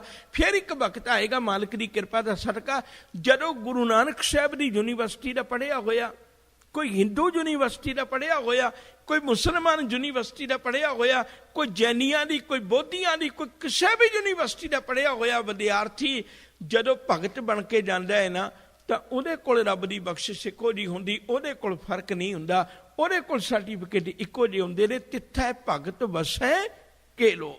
ਕਈ ਲੋਕਾਂ ਦੇ ਭਗਤ, ਕਈ ਲੋਕਾਂ ਦੇ ਧਰਮੀ, ਅਣਗਿਣਤ ਲੋਕਾਂ ਦੇ ਧਰਮੀ ਉੱਥੇ ਰੱਬ ਦੇ ਚਰਨਾਂ ਵਿੱਚ, ਪਰਮੇਸ਼ਰ ਦੇ ਚਰਨਾਂ ਵਿੱਚ ਵਸਦੇ ਨੇ। ਭਾਵ ਇਹ ਗੱਲ ਚੇਤਾ ਰੱਖਿਓ, ਸਾਰੀਆਂ ਅਵਸਥਾਵਾਂ ਅੰਦਰ ਨੇ, ਬਾਹਰ ਨਹੀਂ। ਆ ਜਿਹੜੀ ਆਤਮਿਕ ਅਵਸਥਾ ਹੈ, ਇਹਦੇ ਵਿੱਚ ਕੇਵਲ ਸਿੱਖ ਹੀ ਨਹੀਂ ਪਹੁੰਚਦਾ, ਜਿਹੜਾ ਵੀ ਬੰਦਗੀ ਕਰੇਗਾ। ਕੋਈ ਗਾਵੇ ਕੋ ਸੁਣੇ, ਹਰ ਨਾਮਾ ਚਿਤ ਲਾਏ, ਕਹੋ ਕਬੀਰ ਸੰਸਾ ਨਹੀਂ, ਅੰਤ ਪਰਮਗਤ ਪਾਏ। ਕੋਈ ਵੀ ਪੜ੍ਹ ਕੇ ਆਪਣੇ ਅਧਿਆਤਮਿਕ ਜੀਵਨ ਦੇ ਇਸ ਮੰਡਲ ਤੱਕ ਪਹੁੰਚ ਸਕਦਾ ਹੈ। ਇਸ ਤੋਂ ਅਗਲੀ ਵਿਚਾਰ ਸੱਚਖੰਡ ਦੀ ਹੈ। ਪੌੜੀ ਭਾਵੇਂ ਇੱਕੋ ਹੀ ਹੈ, ਪਰ ਆਪਾਂ ਇਹਦੇ ਹਿੱਸੇ ਦੋ ਕੀਤੇ ਨੇ। ਕੱਲ੍ਹ ਰੋਜ਼ ਆਪਾਂ ਸੱਚਖੰਡ ਦੀ ਵਿਚਾਰ ਕਰਨੀ ਹੈ। ਅੱਜ ਮੈਨੂੰ ਪੂਰਨ ਆਸ ਹੈ, ਕੋਸ਼ਿਸ਼ ਤੇ ਮੈਂ ਆਪਣੇ ਤੌਰ ਤੇ ਕੀਤੀ ਹੈ, ਪਰ ਮੇਰੀ ਕੋਸ਼ਿਸ਼ ਕਿਸੇ ਕੰਮ ਨਹੀਂ ਆ ਸਕਦੀ ਜਿੰਨਾ ਚਿਰ ਸਾਹਿਬ ਦੀ ਬਖਸ਼ਿਸ਼ ਨਾ ਹੋਵੇ, ਸਾਹਿਬ ਦੀ ਰਹਿਮਤ ਨਾ ਹੋਵੇ। ਇਹ ਕਰਮਖੰਡ ਬਹੁਤ ਔਖਾ ਸੀ ਮੇਰੇ ਲਈ, ਕਿਉਂਕਿ ਸਤਿਗੁਰੂ ਜੀ ਨੇ ਅਖੀਰ ਵਿੱਚ ਜਾ ਕੇ ਇੱਕ ਬਚਨ ਵੀ ਕੀਤਾ ਹੋਇਆ ਵੀ ਨਾਨਕ ਕਥਨਾ ਕਰੜਾ ਸਾਰ। ਇਹਦਾ ਕਥਨ ਕਰਨਾ ਇਵੇਂ ਹੈ ਜਿਵੇਂ ਲੋਹਾ ਆਪਣੇ ਦੰਦਾਂ ਨਾਲ ਚਬਾਉਣਾ ਹੈ। ਹੁਣ ਲੋਹਾ ਕਿਵੇਂ ਚਬਿਆ ਜਾ ਸਕਦਾ ਹੈ? ਇਹ ਤੇ ਮਾਲਕ ਹੀ ਜਾਣੇ, ਇਹ ਤੇ ਸਾਈਂ ਜਾਣੇ। ਮੇਰੀ ਕੋਸ਼ਿਸ਼ ਵੀ ਉਦੋਂ ਹੀ ਸਾਕਾਰ ਹੋ ਸਕਦੀ ਜਦੋਂ ਸਾਈਂ ਦੀ ਕਿਰਪਾ ਹੋ ਜਾਏ। ਕਰਮਖੰਡ ਦੀ ਵਿਚਾਰ ਤੁਹਾਡੇ ਨਾਲ ਕੀਤੀ ਹੈ। ਮਾਲਕ ਭੁੱਲਾ ਨਾ ਚਤਾਰਦਾ ਹੋਇਆ ਸਤਿਗੁਰੂ ਕਿਰਪਾ ਕਰੇ, ਬਖਸ਼ਿਸ਼ ਕਰੇ, ਸਾਨੂੰ ਸਾਰਿਆਂ ਨੂੰ ਸਮਝ ਲੱਗ ਜਾਏ। ਆਪ ਸੰਗਤ ਨੇ ਭੁੱਲਾ ਨਾ ਚਤਾਰਨੀਆਂ। ਪਿਆਰ ਸਤਿਕਾਰ ਨਾਲ ਆਖੋ ਜੀ ਵਾਹਿਗੁਰੂ ਜੀ ਕਾ ਖਾਲਸਾ, ਵਾਹਿਗੁਰੂ ਜੀ ਕੀ ਫਤਿਹ।